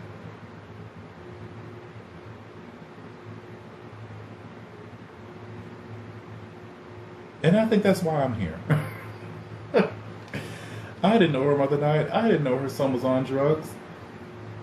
And then so much power they put in Kevin. Oh, you give the power to a man, he'll ruin your life. Like Wendy couldn't have been responsible for her own demise. It had to have been Kevin. Oh, he left her, and now she became nothing. Women, don't you be out here giving no power to no man like that, because if he's not there, I'm nothing. That's exactly why I'm here.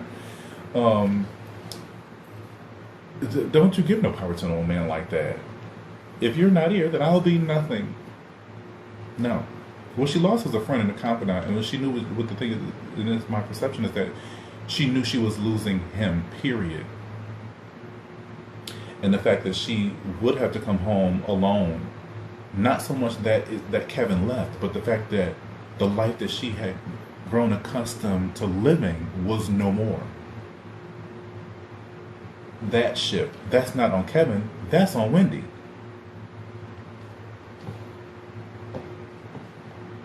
That's on Wendy.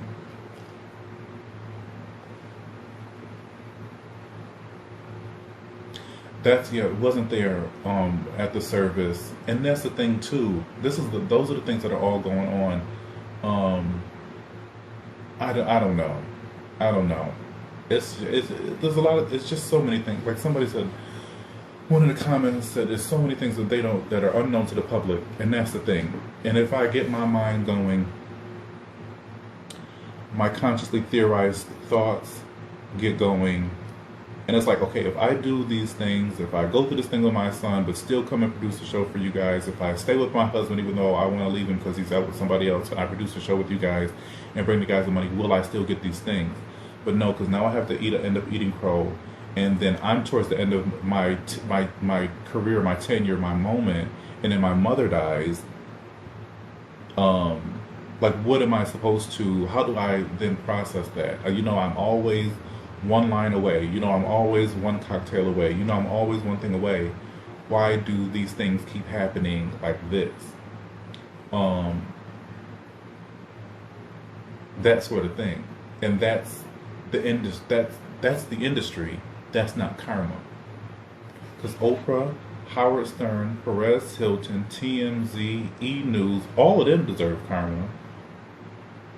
They do the same thing Wendy do. They all do those things except Oprah and Howard Stern. But Howard Stern taps into the media thing because that's what Wendy did. Wendy laid the foundation for gossip, celebrity gossip. And that's how they do, especially the black people that start something, do something. R. Kelly, Bill Cosby, Whitney Houston, Wendy Williams, DMX, Coolio, Jimi Hendrix.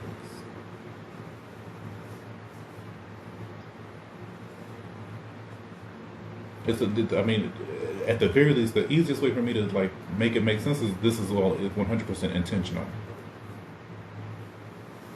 100% intentional. Karma not even a factor. This is pure intention. We knew she would. We knew she would. We knew she did. We knew this is what we needed to do, and that was that. Her not going to her mother's service. Y'all not gonna sit here and tell me that my mother's dead, and then expect me to go to a service, which there's no pictures of the service, not one picture of even the family, not a casket, not a nothing.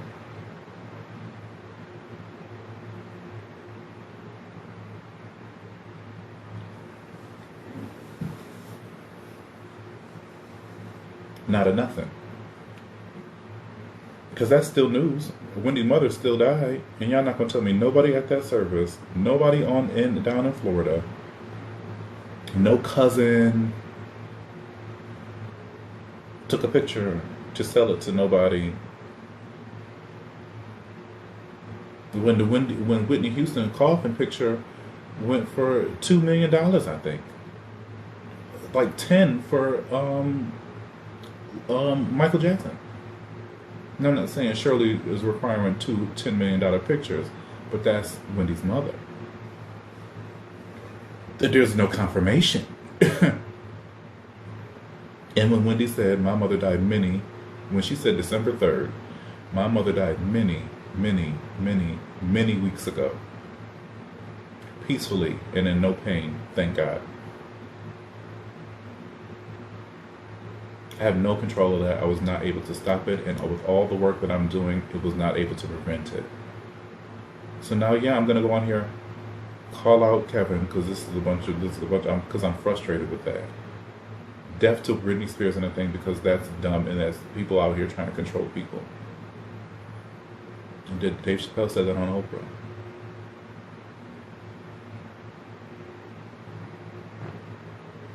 And still, there's a job to do, so we bring Tabitha in there and then just catapult her career from there. But after this, I'm done. Like, y'all not getting. She never stepped back. After that Tabitha thing, she never stepped back. Tommy's always running his mouth, but that's the thing. He ain't dropped no pictures of his mother, no memorial, no nothing like that. Tommy stay running his mouth, and that's the thing. I'm not going around y'all because y'all gonna exploit me worse than the people that are paying me to exploit me.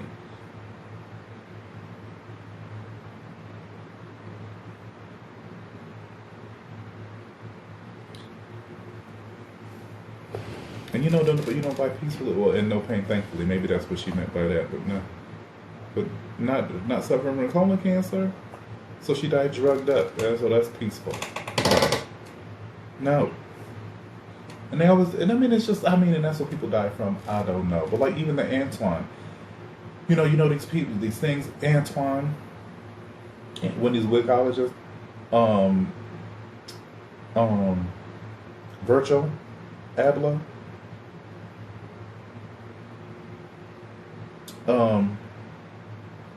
what's his name, y'all? Chadwick.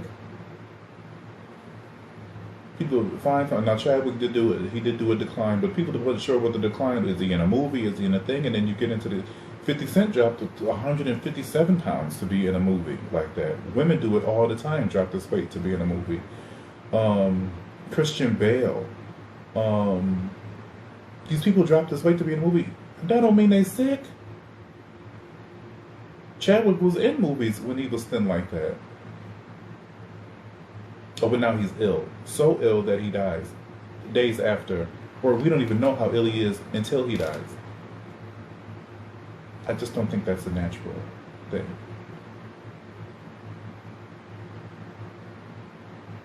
Everything was off after Antoine died, and I realized that.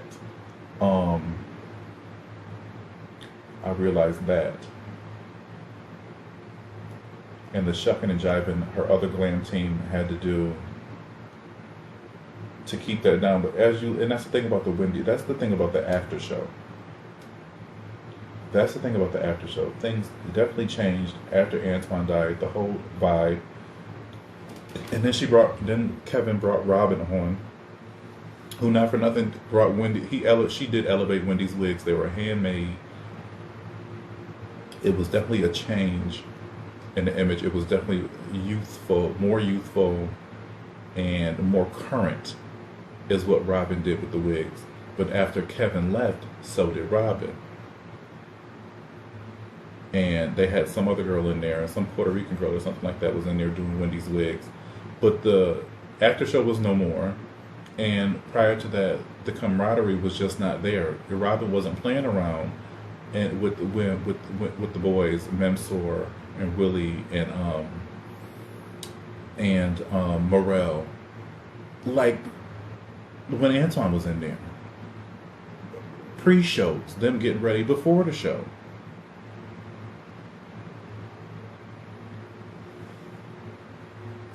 If Kevin has something to do with that, which I did think in the beginning, because that's just how they play Kevin to be.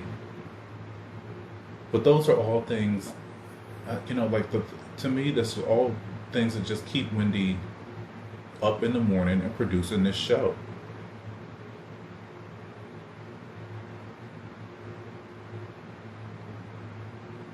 And if the show is only renewed to 2021, I'm done.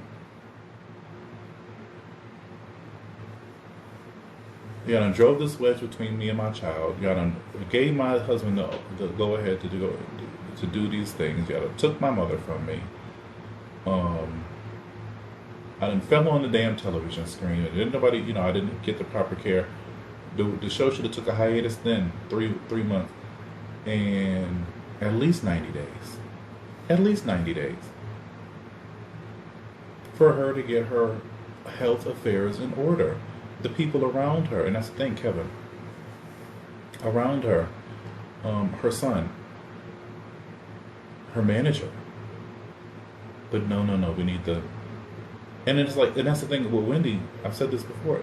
Nobody else has experienced, been in this situation, done these things, on a public platform for us to even understand how to even handle it or even comprehend what they may be going through actually and honestly. To then know because she don't let people forget. People are like, how you forget to say, like, I don't need to tell y'all again she got lymphedema. She talk about it all the damn time. And that's what they always pushing, this illness, this lymphedema. Who else? Don't nobody. Kris Jenner had a double hip replacement. You didn't know that until the fucking show came out. They go through surgery all the damn time. You don't know that until you see the fucking picture. Meanwhile, every day, every something is Wendy. They're making a big deal of Wendy's ailments, and it's at the same time not giving her no. Okay, why y'all book this woman for this show and y'all know she not right? Y'all know she not healthy. Okay, she don't want to be in a wheelchair. No, I was the queen of TV. What the fuck do I look like rolling around in a wheelchair? That's why you don't see Barbara Walters' ass out. Because I'm the queen of media. What the fuck do I look like? Sick in front of you, because that's the lasting image. Not Wendy in a blonde wig and a nice dress and the purple chair. That's not going to be the lasting image. Thank God for the videos and the fact that people have caught these clips, but that's not going to be the last image. Unfortunately, this is what they're doing. No reason in the world Wendy can't be down in Florida where it's warm. I'm sure you heal better when it's warm. Getting things brought to her, comfortable, and pop out in the bed and a nice bed set and fresh faced, and like she did when she was pregnant with Kevin, and she did the show from the bed like she said in the movie. There's no reason she couldn't. There's no reason she shouldn't be doing anything like that. Doing radio, but no, she looked good. But you look at Wendy. You look at Wendy 4 years ago, and then you look at Wendy today. There's no way in the world. First of all, it's not the same person. There's no way in the world Wendy today goes back to that woman that we had 4 years ago. And I don't care about age and ailments. Oprah continues to look better. Fucking Sharon Osbourne continues to look better. Meanwhile, our girl just crashing and burning, and that is what it is a emphatic and passionate plea from me. At the very least, where we're at right now is to remember the Wendy that we had. Especially for those who did appreciate Wendy. Because people out here just so willing, just like they did with Kanye West, just willing to see black people crash and burn because you don't agree. If you don't agree, don't even associate. If you don't like if they didn't like the Wendy Williams comments or the video, or they didn't like, there's no reason for you to even watch the video. Thank you for the likes though, and the watches. But there's no reason for you to comment and voice your opinions, which takes me back to the Barney thing. If you didn't like fucking Barney, you don't allow Barney in your house. You didn't need to go online about it. You didn't need to go to the streets about it. You didn't need to make parades about it. You didn't need to do all these things about it. Either one's rampant. Especially, and then when people feel like they could find something they can get evil about and then get supported in it.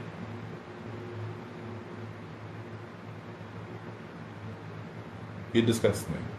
It really does. And I don't know what it is what it is, but it's like, I didn't make the video. When I made the Chrissy video, and all this, I was like, okay, that's nice. People respect her for what she did and things like that. Lots of things we probably don't even know that what Chrissy did. Okay?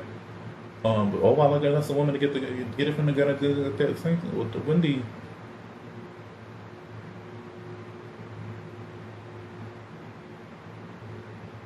Do you hate that woman? Why? Tell me what the difference is. Tell me what the difference is, and the effect of affecting people's lives, because Wendy's affecting lives. You don't think Chrissy? I love them both. But you don't think what Chrissy was affecting lives more adversely than what Wendy did?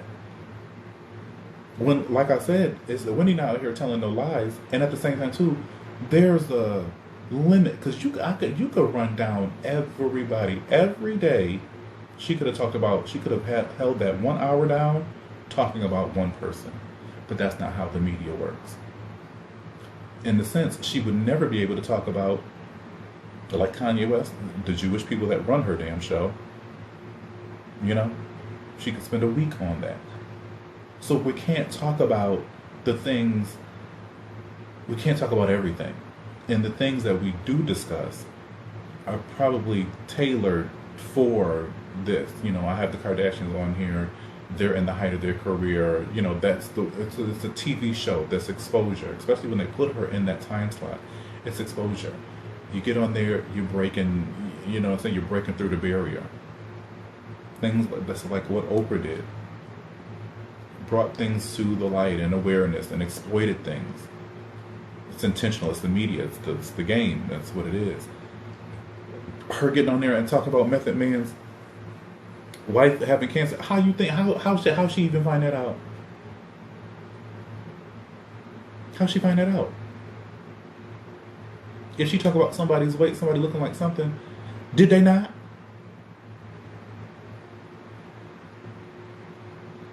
And then people be ready to condemn somebody for thoughts that they had or conversations that they having privately.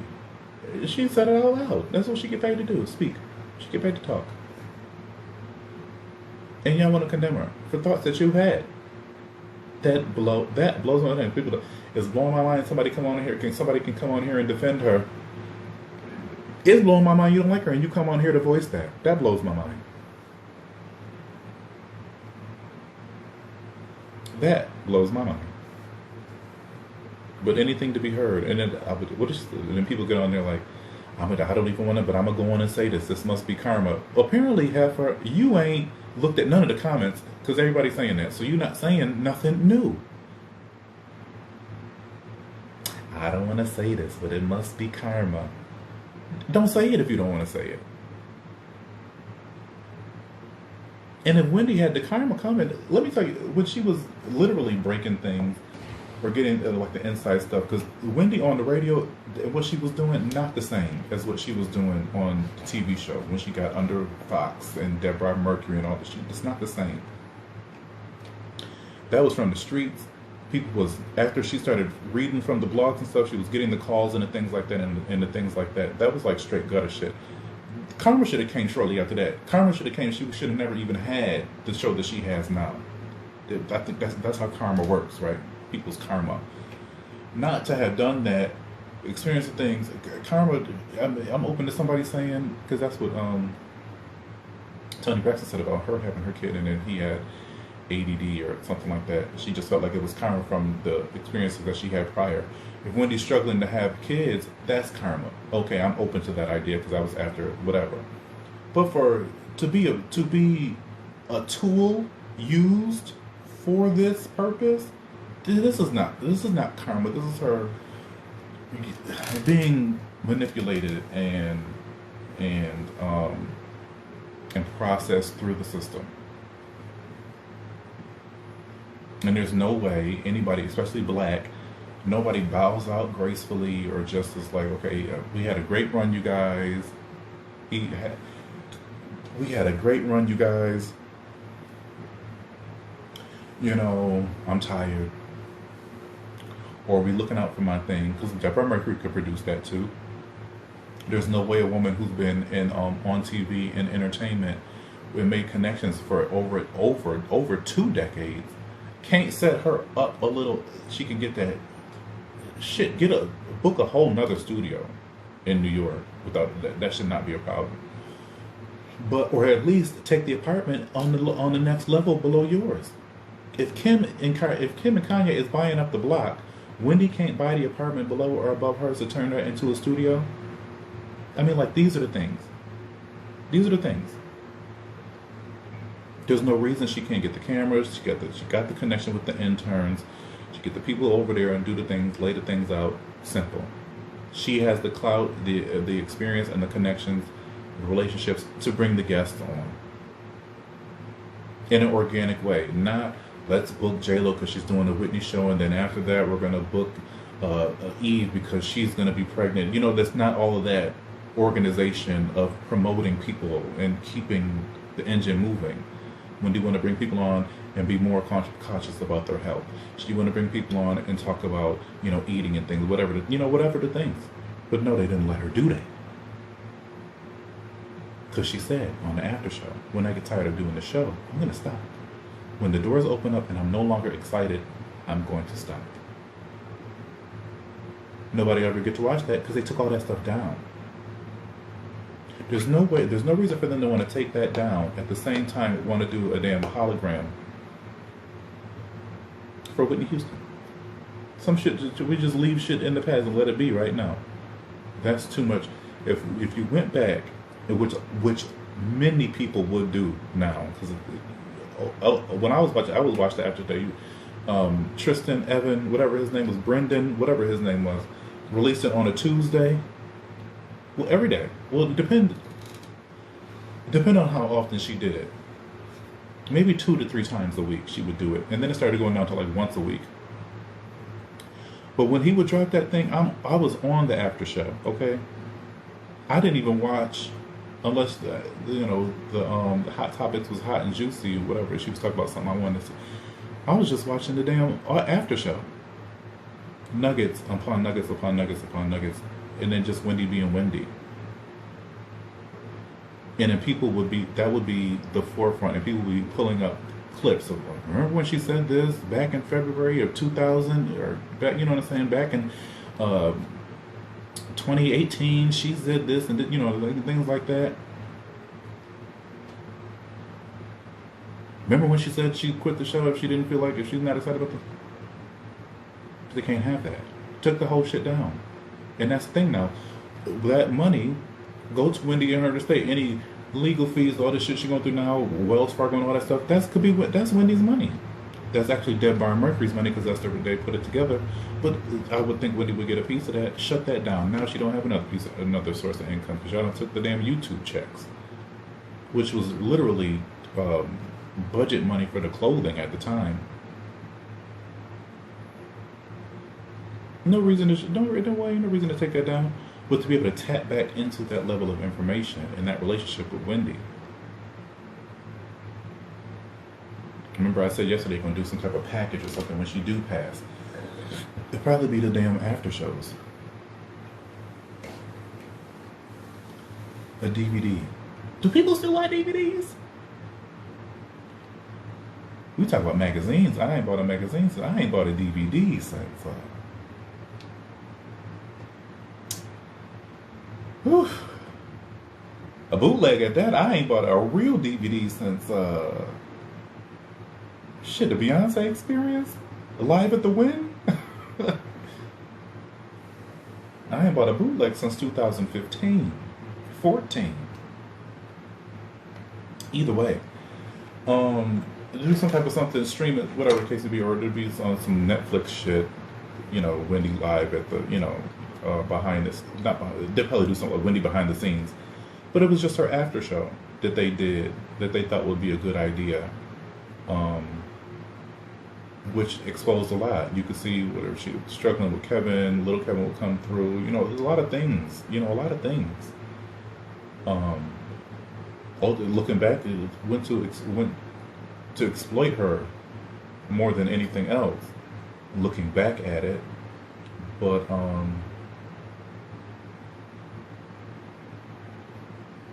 she's just a product of the entertainment industry without the control, without a controlling interest in her own brand. That's the difference between. That's the similarity between her and Whitney, and the difference between her and Kanye. Kanye owns things, and whatever conversations. And that's how when she went and met with them Kardashians back in 2019 or whatever, 2016, 20, whatever. I looked up and it said. It's like, what did she go and talk to Chris about? Like, she didn't learn anything, because at the end of the day she should have came back. This is 2018. She should have came back and said, okay, my name needs to be on this. I need to own that. My new manager's this. And it was nothing like that, or that those things didn't come to pass. Those things didn't come to pass. So now there's no ownership. Now we're back in the whole like Whitney Houston thing. No ownership, push you out because we need the money to be made. And if you don't want to work anymore,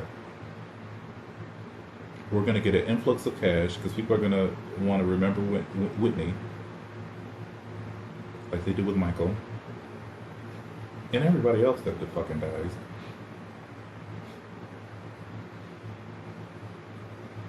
Oh, I done looked up Wendy Williams so many times on this Googler. Halloween. And I've always thought it was something for her to be dressed of all the Wendy done dressed up in so many things. Halloween was a big thing for the Wendy show. And for her, the year she dresses up as the Statue of Liberty, she falls. I always thought that was weird.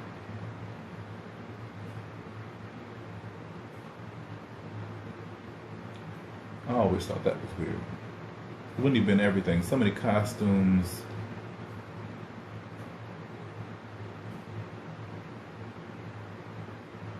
And even the way she fell wasn't like a,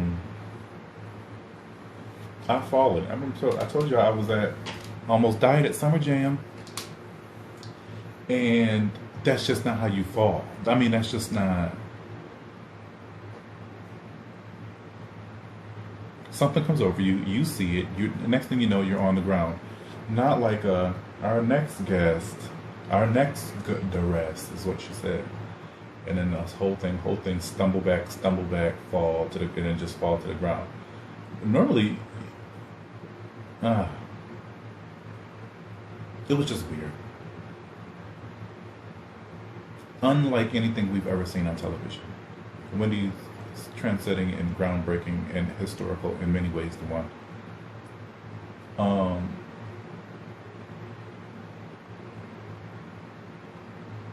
Like like a light possession. As I look at this image, right, let me show you the image.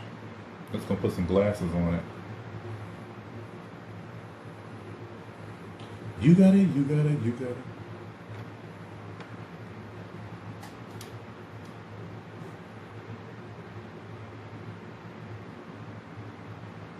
Baby in life, whatever you want from me, I'm giving you everything.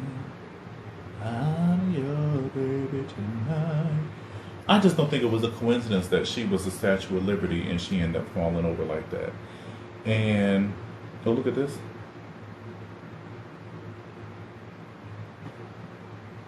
Now, I don't think I ever seen this picture. Oh, this is from the show. See, and that's the thing too.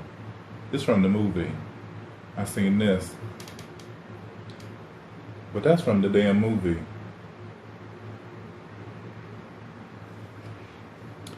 Because they don't have no other shot. Camera didn't pan down to catch her. You know what I mean? Like,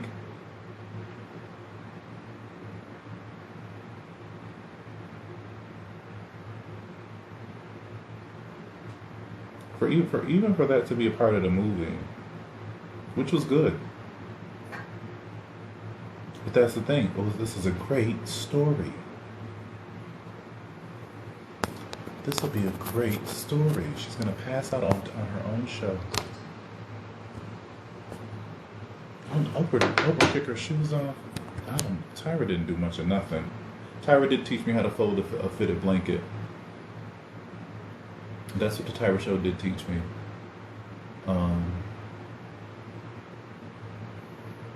Also, she was in lots of shows like Praise Beyonce. And Wendy wasn't about praising. Wendy didn't praise nobody. She didn't praise nobody but Jocelyn Hernandez. And then when Jocelyn Hernandez got on there, it was a whole thing. Wendy, you never give the girls. It's like, girl, I don't give the girls nothing, but I give you something all the time. You know, I had some chicken and pancakes. So that was strange.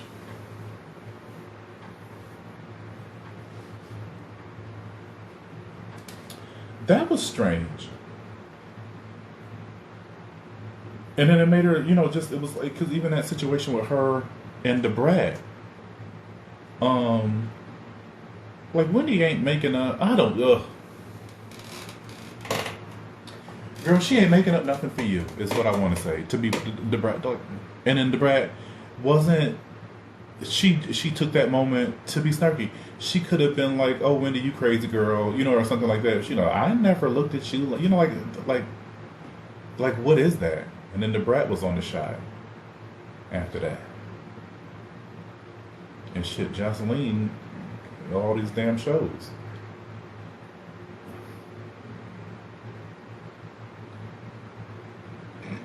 Threw her about.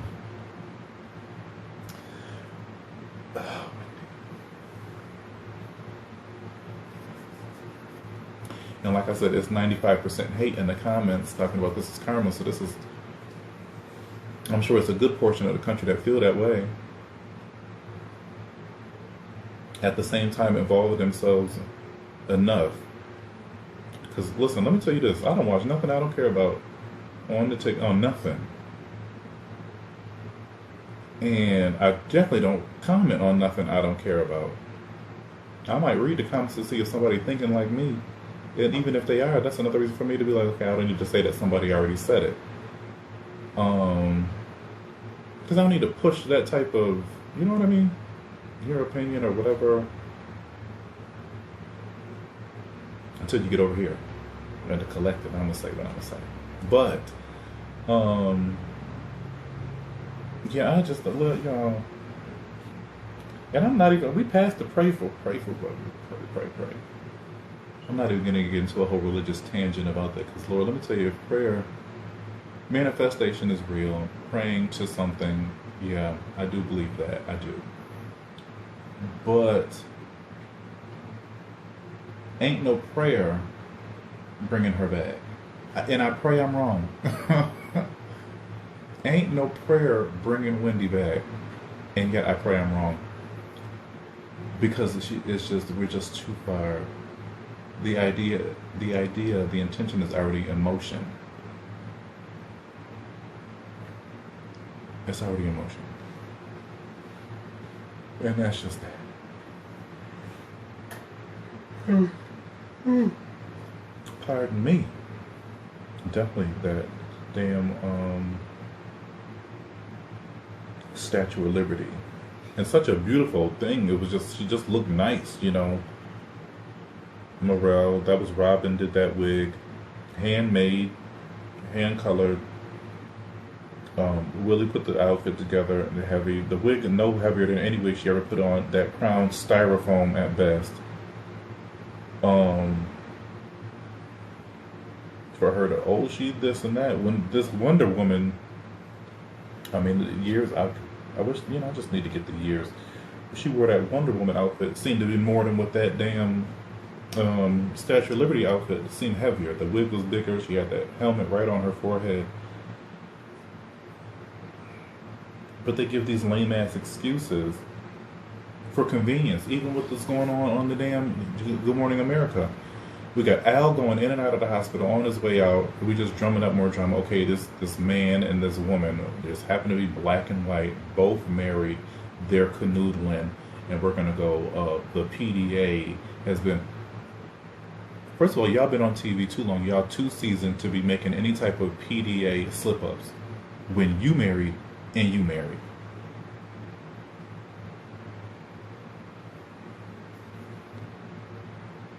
That's just how it works. This Dolly Parton outfit she wore for Halloween, huge. Dolly Parton.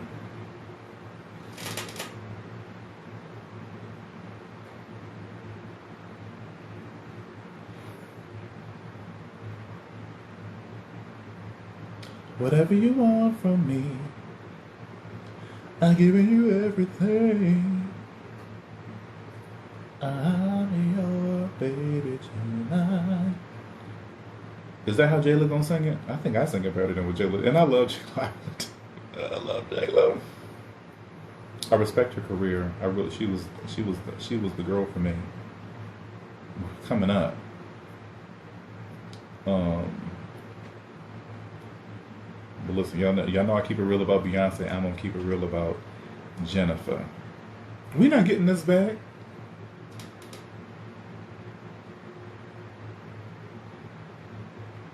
That filter is spazzing, ain't it? We not getting this back, unfortunately. Unfortunately, and that's so sad. That's what's so sad to me. Blasphemous. That's what upsets me the most. Because that girl is gone. The life behind the eyes.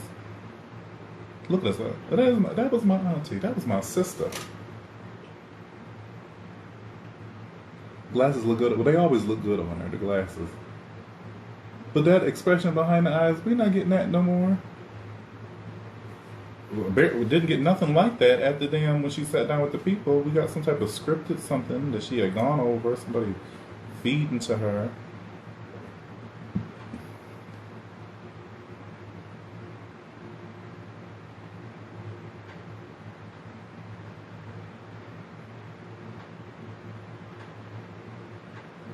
When she was supposed to get that doctorate she was talking about, that honorary doctorate.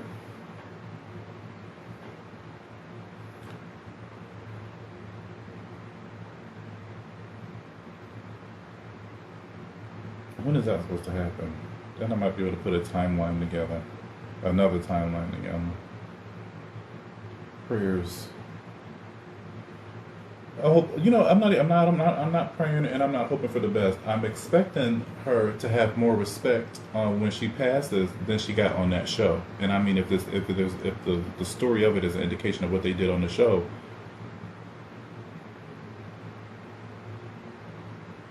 it's pretty clear what they're gonna do. A bunch of montages, and then this public appearance at an event that was sponsored by fucking Wells Fargo.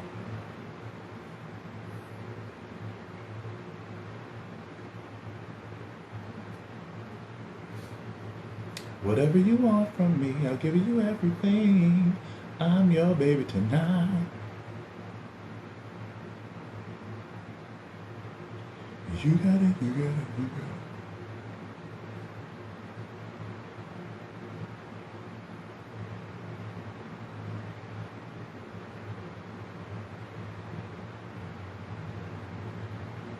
Hey AJ, I'm just running my mouth, Wendy Williams and things. Hoping for the best, expecting the worst. Thank you. I like this. I like the color. I got a little bleach on it. Wonder how I got bleach on it? I don't know. Because I try to be careful with my bleachings. I don't know how she got stained up like that. But I like the color. I don't know where I got it from. H&M. I don't know.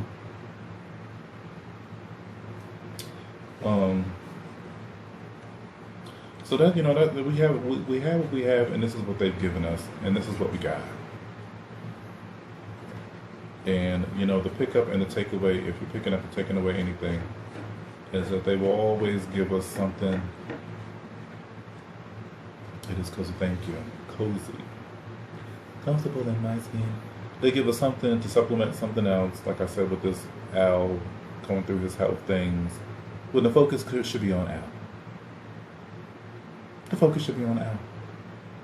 The focus should have been on Tracy Beck. What are these Delta? Are these #1 TikTok people? I don't know what that is. The focus should be on Al. The focus should have been on Tracy Braxton. The focus should have been on Chadwick Boseman. But it was so many other things. Because like I said, when Tracy died, I was like, everybody always want to pray and didn't get a chance to pray and it's too late. Send a couple of good vibes. Just put positive thoughts in the atmosphere, because that's the manifesting and that's the thing, the prayer, the positive energy. positive prayer, because you can pray for somebody negatively as well. Um, but the well wishings and things like that, that they don't give people, they don't give the moment time to accrue the energy for a positive outcome. I'm not going to get religious, but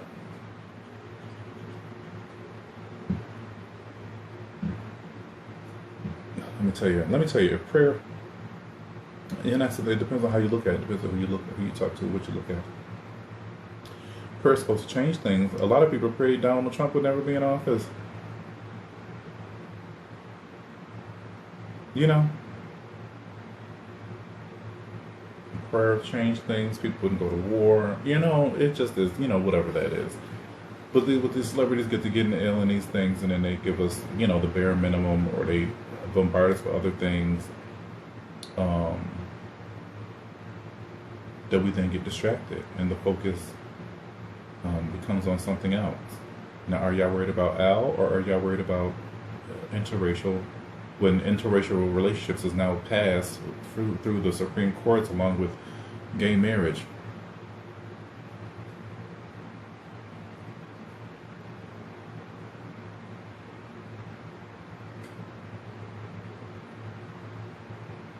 And then 2 years after Wendy was Statue of Liberty, she was the Mad Hatter. What was she in 2018, I wonder?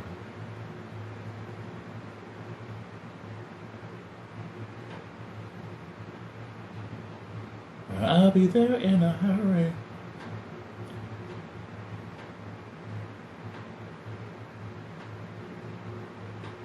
She was this sexy seductress, whatever. Betty Boop, maybe?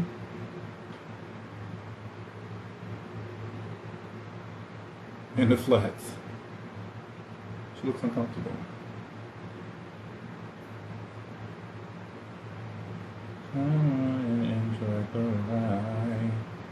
I'm gonna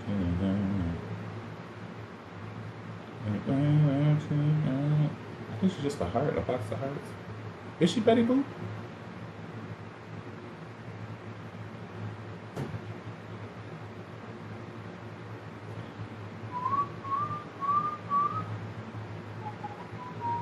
Yeah, she was the Queen of Hearts. She was the Queen of Hearts in 2018, Statue of Liberty in 2017, Queen of Hearts in 2018, the Mad Hatter in 2019. What was she in 2020? That was her last Halloween, 2020. And I told you too, when Heidi Klum's Halloween, I'd be trying to see it, and she was an angel. I told you Heidi Klum do these Halloween things, and I wonder if that's how she feels, or whatever, you know, whatever prayer, whatever the invocation is. And now she was a worm, because I feel like maybe she feel like she was a catch to this new man that she's with, you know, an alien because she felt like an alien, an old person because she felt old, you know, that sort of thing. And now Wendy was in 2020. This was her last Halloween. She was just an angel. Or she was dressed. She was a Grecian goddess. She just in this white toga. Wendy Williams slays in sexy toga ensemble. Just like when the Hollywood Fashion Bomb Daily talk about Wendy's outfit, she's in this $1,000 jacket and these $400 boots. She was about to fall on her face. That's what made the news first, and then the video of it came out later. Or she's wearing $1,000 and over $1,000 in accessories, close to $2,000 in accessories. No, Wendy, she about to fall.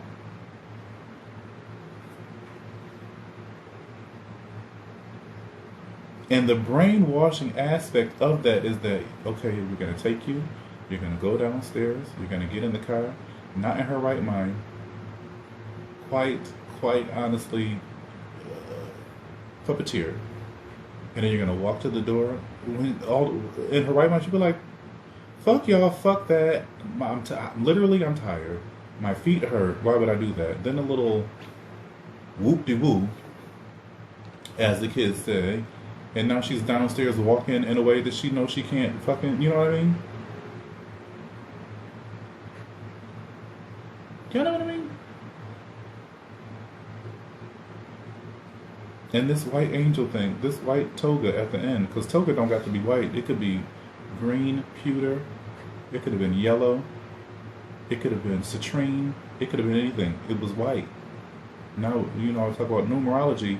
We get into colorism as well. And not the kind of colorism they're talking about on Potomac Housewives.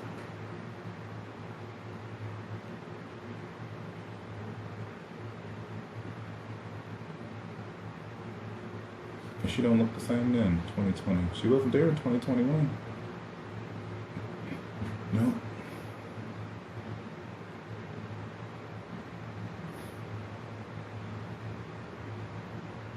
Who was there? I think it was, what you call it? Bevy and them. I'm going down the rabbit hole. I'm always in the rabbit hole. The hole where the rabbits go. The Easter rabbits. Laying eggs. I don't have a picture for that. Whatever you want. And she does have, she got the star, and then it just sets it up. She got the star, and then she got the Madame Tussauds wax figure, which is one of the best ones. They got some really bad ones out there. She has one of the good ones. Especially with all the production behind it, from the wig to the chair, the jewelry. She's not just standing up. It's done very nice. This I was going to say posthumous. This, not yet. This damn doctorate that she talked about getting. I mean, she's been talking about doing a lot of things this year, and nothing's really happened. So we'll see. But this honorary doctorate that she talked about getting, you're like,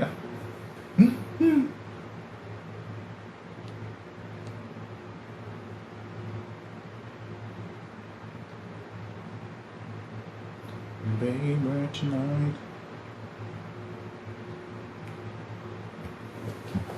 Can't even look and see what the people wore on the Wendy show that day. They got all this other stuff. They just want to talk about her as a Statue of Liberty. I'm trying to see what the people wore on Halloween in 2021.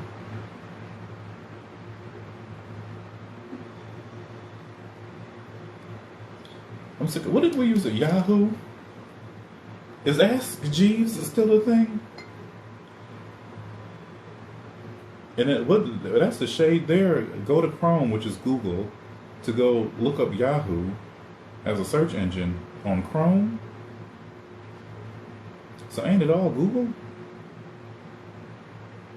Let me go to my Internet Explorer. What's that run by? MSN? And what's that run by? Google? Where is it at?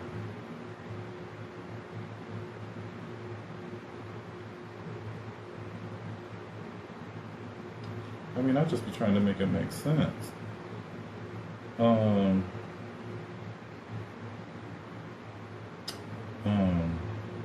What's another search engine? They're all the same. Look at this. Look at this. I'll look it up in my Internet Explorer, Yahoo. It's Google. It's Google. Who was this man they got up in the Google thing? Jerry Lawson. Jerry Lawson is his 82nd birthday today. One of the fathers of modern gaming, who led the team that developed the first home video gaming system with interchangeable game cartridges. And Atari?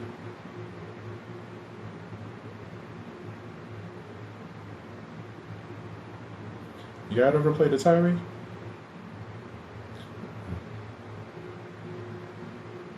He died in 2011.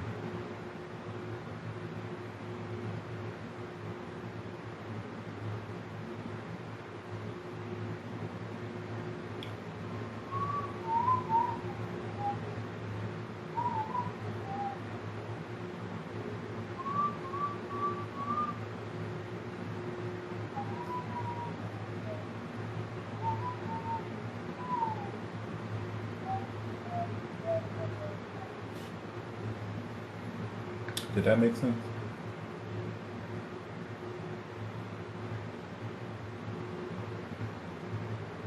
What?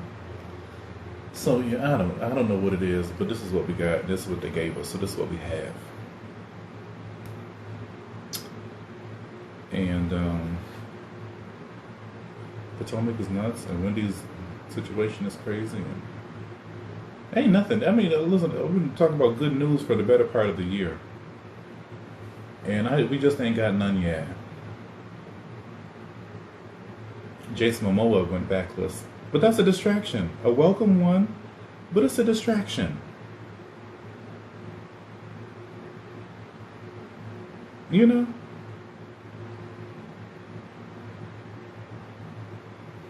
They said they didn't duck around, muck around the duck all damn year. A muck around the duck all year. Because I just need a little resolve, and I think I don't think anything's ever been that great, and then thankfully is things for, like we started discussing before, Christmas and holidays and stuff like that, distraction for the kids, and then keep them in this world. Because if you expose your kids too early, then they might be conscious theorizers later on and realize that the school system is shit, and realize that they require more from their parents, and realize that the entertainment industry is shit, and realize that technology is more a hindrance than a blessing. And you know what I mean?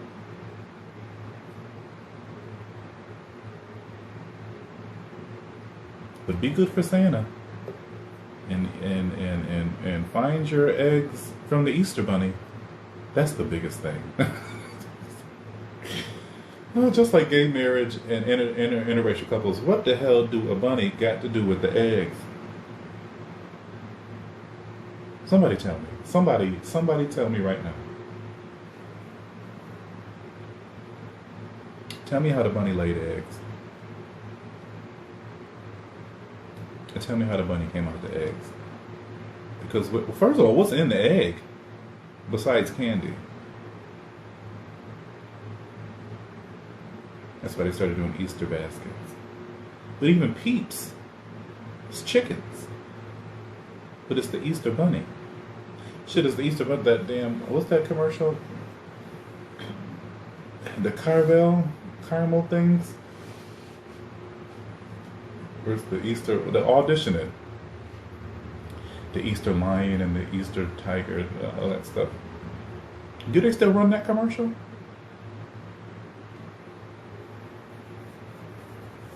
They're doing things like that nostalgia. Do y'all remember them? The Canterbury eggs, exactly. Do they still run that commercial? Them animals was auditioning for the gig. That means it's up for anything. This is silly. Now, I do love Starburst jelly beans. I do. But that's the best. That's all I need around things down around Easter.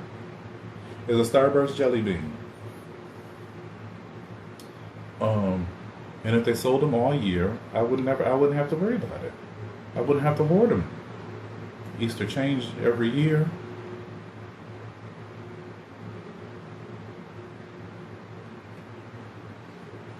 It's crazy. It's a mess. It's a mess. And they can't even hold on to the things that we hold on to. Wendy gone. I don't know what anything about held on to like that.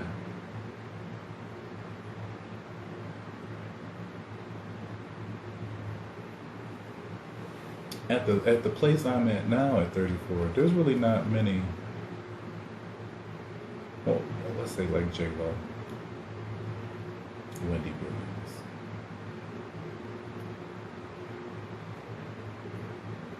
And of course Beyonce. She's a huge part. Beyonce is a huge part of my upbringing. From Destiny's Child to B-Day. And I would say, and that's it. Other than that, I was started consciously theorizing things.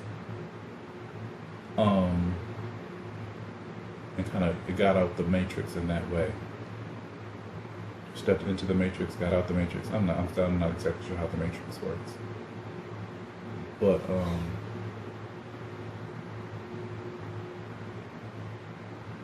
I don't know.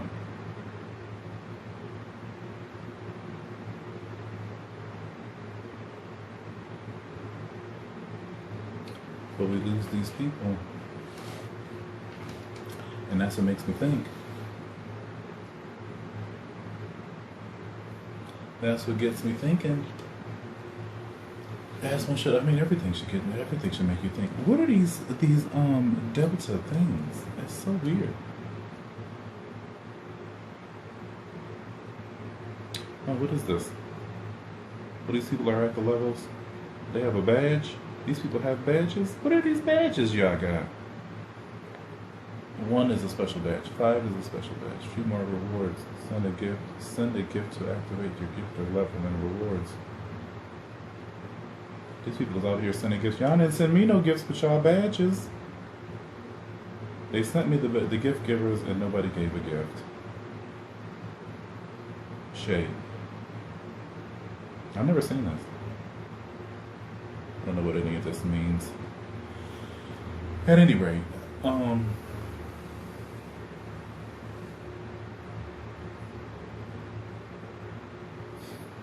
this is what we discussed yesterday. Just a little bit more extra sauce on it. Just a little extra sauce. Looking at those damn Christmas and Halloween. And to somebody that means nothing. I'm not gonna say that it don't mean nothing because I see something in there. But that's the thing. It's just like, do you even notice? And it's just like the damn, the LOL dolls. When I seen the goddamn LOL dolls, first of all, why do they get wet and their clothes come off? Period. You got these painted on outfits, you reveal to a whole new outfit. Maybe you go from a pantsuit to a short set. You go from, a short set to a bodysuit, something like that. Why do their clothes come off? Why do the clothes come off and be scantily clad with crisscrosses on their chest? Why do the clothes come off and be fishnets? What the fuck does my 6-year-old need to know about fishnets? And pasties and X's and O's. The one doll had a devil's tail.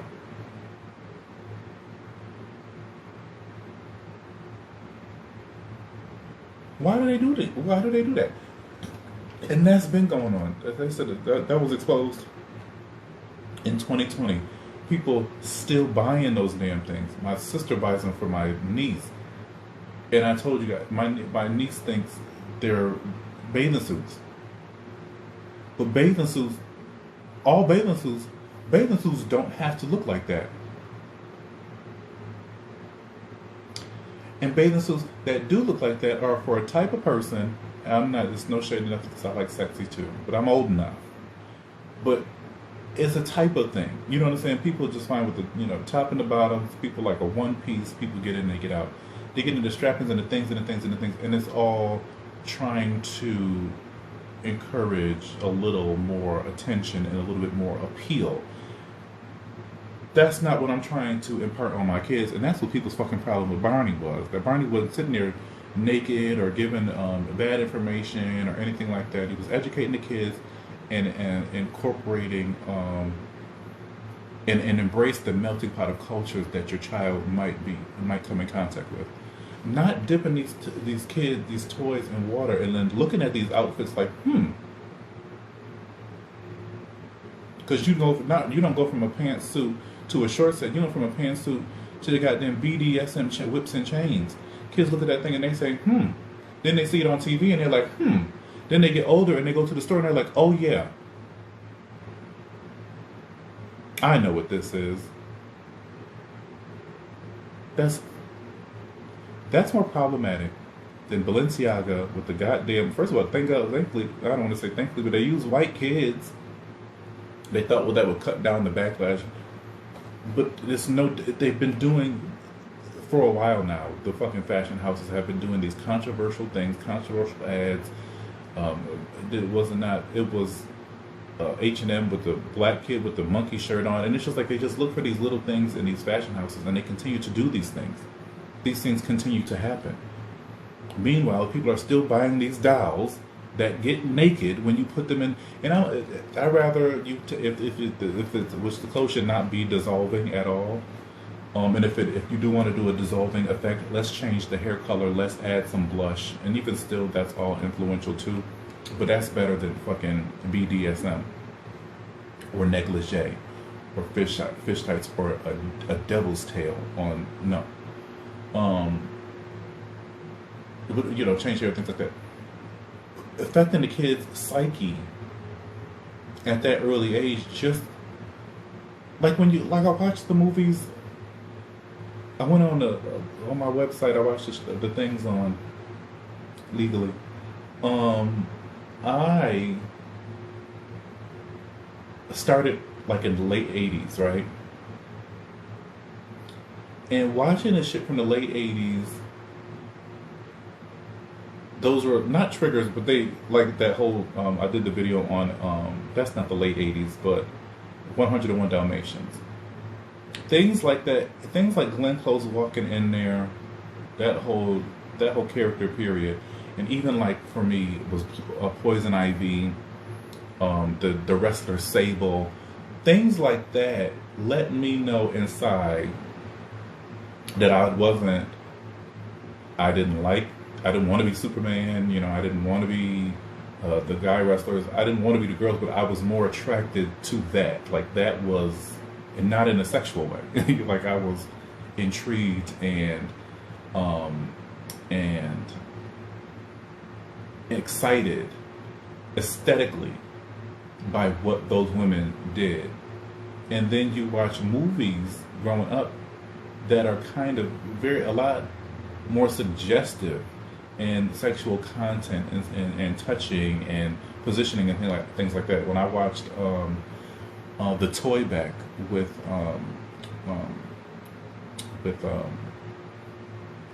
Richard Pryor, it was just like why did he have to hold him like that, and why did he have to end up like that, and why does this thing look like? Those subconscious markers that trigger you when you get older or inspire you to. Because listen, that I realized too. I'm a character. Michaela Shawn is a character between Glenn Close as fucking Cruella DeVille and fucking Uma Thurman as Poison Ivy. Those are the influences. And London is fucking Cher from Clueless. Those sorts of things. My toys didn't get naked. I had Stretch Armstrong and I had Donkey Kong.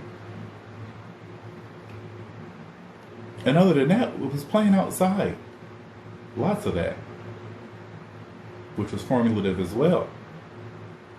Good and bad. But the toys weren't getting naked. And even if the toys was naked, I mean, that's just anatomy. I mean, you know, toys naked. No, we don't need to see no slits, imprints, or areolas. But that's natural. People get naked. Like, people are naked. You're naked. You have a naked body, and that's just that. The more you understand that, the better you are to grow up and become comfortable with that, or just have a better understanding of it as you get older.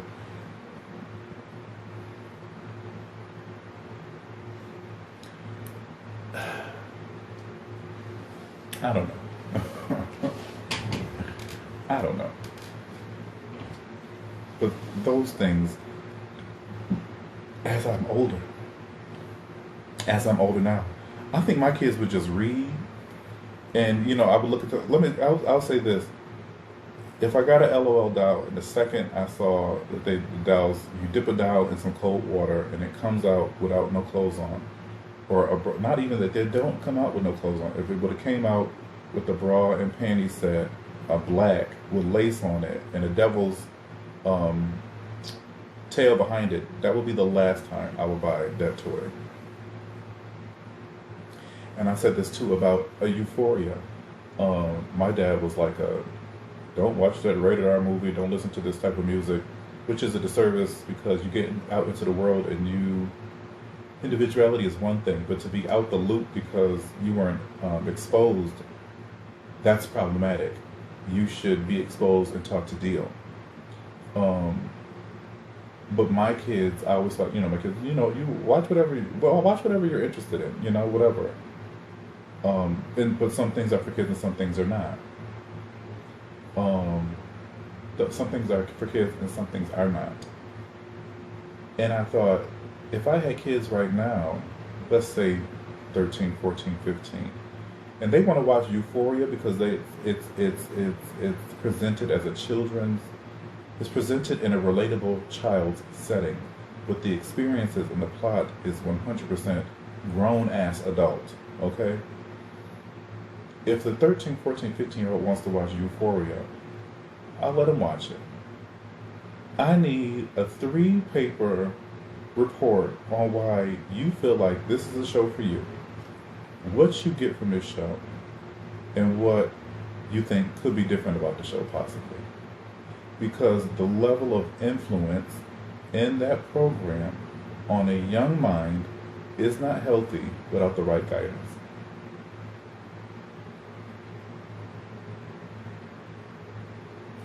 I don't think lifestyles, and that's how I feel about it.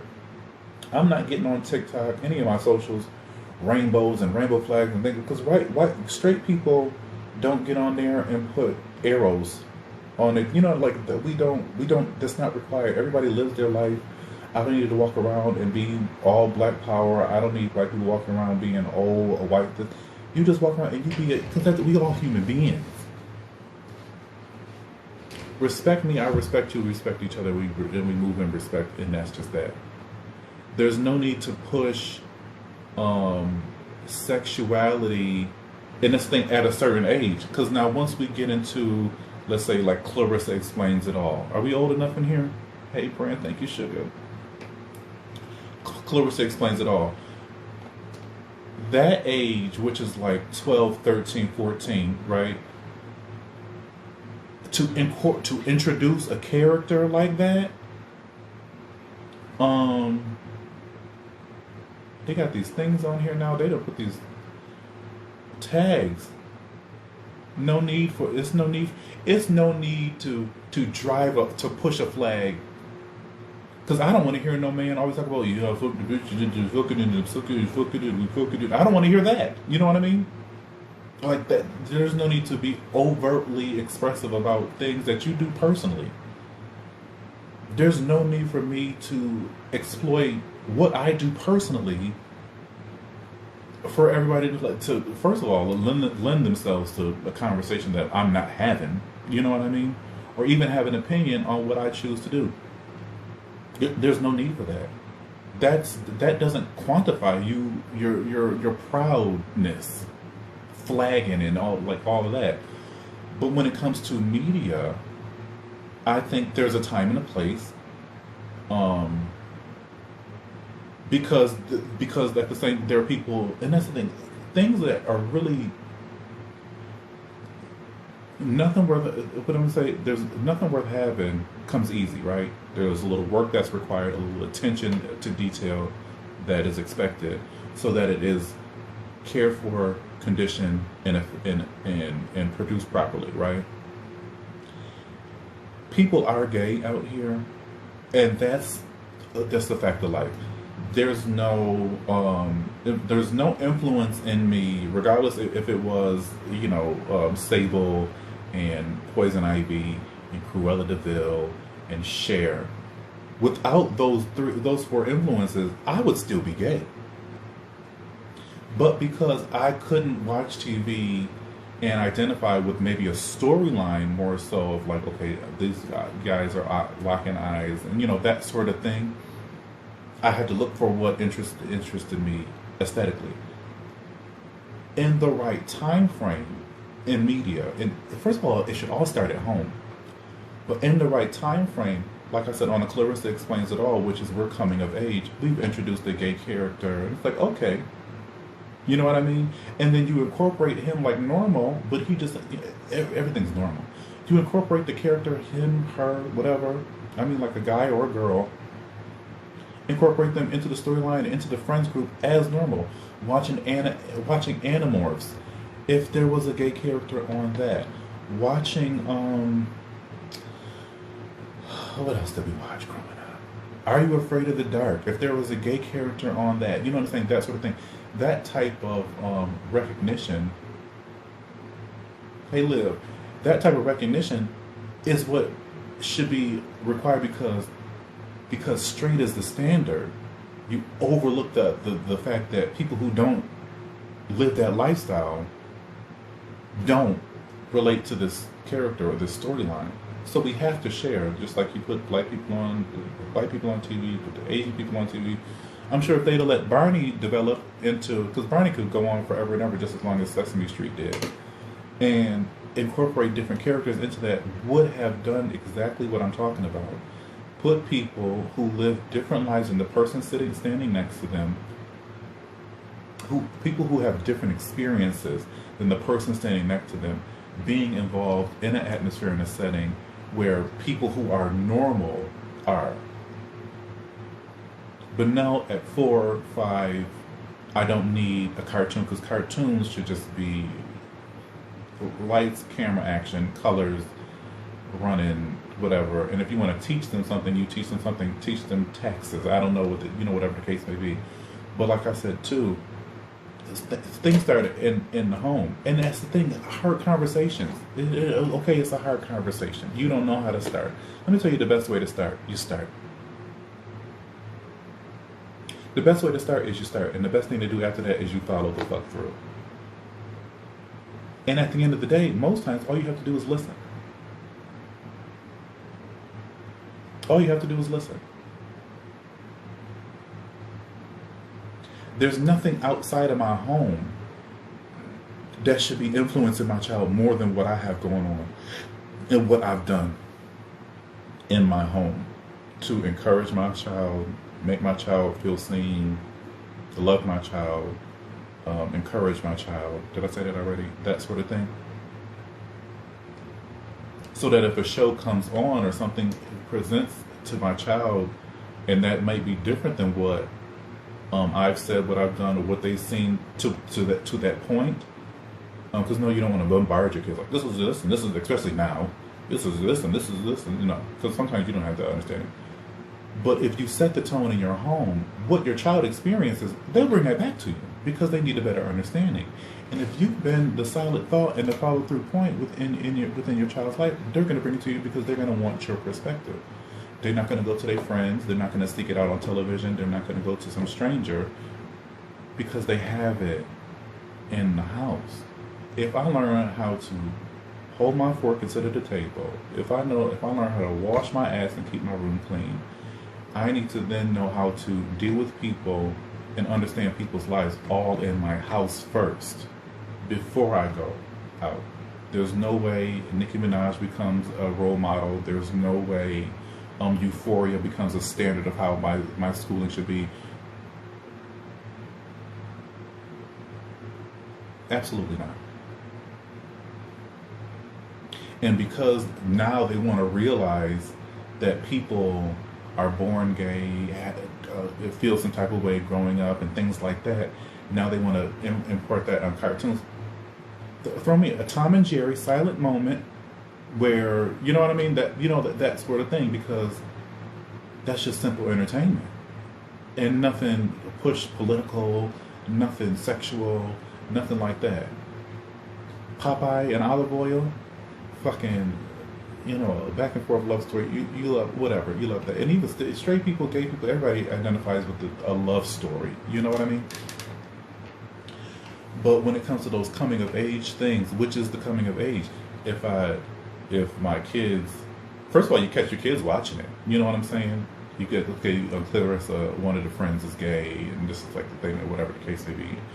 You've already built a relationship and open up the conversation between you and your kids, like, he's like that, and what is that, and you know what I'm saying, or she's like that, and what is that, and things like that. And I was like, okay, well, here, and as a parent, I don't know, maybe it's because of my upbringing.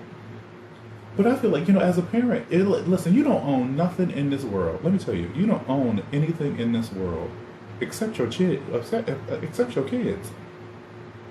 And in taking ownership of them, you can't not show up for them. You cannot not be present for them, or listen to them, or see what they're doing, and not either, I'm going to say correctly, because let's say, just say in a perfect world everything's going fine, because everything bad is acquired. Nobody's born bad unless you're born in a bad situation. And even still, I don't want to get left and right, but you see it, you speak to it, you nurture it, you cater to it. I always, hello user, welcome. I always say, a doctor, they didn't wake up one day in a wayward situation and nobody cared and they become a good doctor. Their parents said, this is what you're going to do. You come home, you do the work, things, your rigorous, structured lifestyle to become the person that we want you to become, or that you want to become. You have the tools. Even watching the last episode of the Kardashians, like I said, Chris said, them growing up, Kim said it, but Chris, them growing up, y'all up at 7 o'clock, get to work and do something, be productive, things like that. That becomes beneficial tactics, beneficial behavior later. If I just leave my kid or try to direct them or deter them from being, I'm just doing a disservice. When I bring up ownership, is that if you own it, I would think that you love it. People own their cars, think they own their cars, love their cars. People own their house, think they own their house, love their house, think they. You own your kid, love your kid for what they are doing, not for what you want them to be. Because at the end of the day, like Michelle Obama's mother said, I'm raising adults. I'm not raising kids. So you can't keep them there. And I'm saying that in the sense that if I had kids and I hadn't pushed, I ain't pushed nothing out. But if I bring these kids into the world, I'm going to be so involved in what they want to do. If I pat my own self on the shoulder, with me just being the person who likes to do a lot of things, I would be invested in whatever fucking thing that they wanted to do, because that's who they are. That's what they want to do. So whether it's this, that, they want to be the doctor, they want to be this, whatever, the outlets and connections, and even still, and if you can't afford, and that's the thing too about books, if you can't afford to take your kid and put them in a group, if you can't take your kid to camp, put their kid in the thing, you could take your kid to the fucking library, and they could read all the things. And in reading, they gain the information. And when they gain the information, they gain the confidence. And when they gain the confidence, they can attain access to the things that they want to get into. Vibrations, manifestations, purpose-driven lives. That's spirituality. That's how things come to pass. And if I open up the conversation waves with my kids or things like that, I seen a girl kissing a girl on the bus, and it's like, well, listen, people out there living things like that. Or like I've had the conversation with my guy kids, and I would wear nails and paint my nails and things like that. Well, Uncle JJ does this like this. Some other guys may not do this like this, but people like Uncle JJ do this like this. You know what I mean? That sort of conversation. Yes, there are people like here like that, and there are people like this, and you respect me, and you respect them, and you just respect it. Because what they're doing don't have if somebody gets to hurt, unless somebody's hurting you, or whatever the case may be, then we get to switching up the conversation, because now, whatever. But even still, that's, harness your power and know where to express your energy and not. But if ain't nobody hurting you, if nobody's doing anything directly to you, you shouldn't be that concerned about it. And if I raise you right, you end up conducting the people around you. You don't become a person that is constantly being manipulated or controlled by somebody, let's say at a 9 to 5 or whatever, you know what I'm saying, that sort of thing. You get out there and you moving and you shaking. Now everybody don't have that mindset, I realize, at my 34 years. Everybody don't have that mindset. But like I said, at the very least, I could be present and and passionate in my child's life. And that creates the things. Now, all negativity aside, like, we don't bash other cultures, and we don't, disrespect people, you know what I'm saying, to detriment or whatever the case, because, a little conversation about whatever is whatever. But there's a balance to that, and there's reasons behind it, you know what I mean? Like, there's no, every time they get around the table, they're always talking about people, that sort of thing. We don't need that, because then, those are things that effectively change kind of character or whatever. But even still, there's a balance. Because if I didn't give my child all this, also too, I think leading by example. I mean, you don't have to. I don't like people want the kids to be doctors, don't be doctors, whatever. But if I also lead the rigorous, structured life, you know what I mean, and are always and is always following through with what I've said to my child, then everything will just move. Everything moves in a more positive direction, and then you have kids that are focused, you have kids that are driven, you have kids that are respectable. You got to do it. Parenting, first of all, and that's, getting older too, it's like, you on this earth, all of us, every single one of us, on this earth, we didn't sign nothing, we didn't get asked the question, there was no assessment for us to end up here. Down the birth canal, in a blanket, smacked on the ass, fed a bottle. Nobody signed up for this. So that's the thing about parenting. It requires the work to create, like the ladies that, like Michelle Obama's mother said, to raise the adults. Susan Sarandon said on Wendy Williams' show, she said it came to a point where my children were getting older, and I had to understand. I had to understand that. What did you say? I had to take the time. I had to take the time to understand the adults I had raised.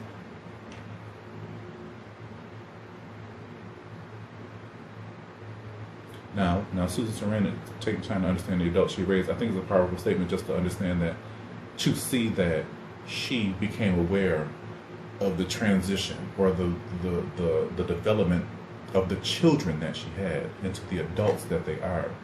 But as an actress, I'm sure she didn't spend much time. You know what I mean? For her to be like, okay, I need to take the time to understand. So there's that.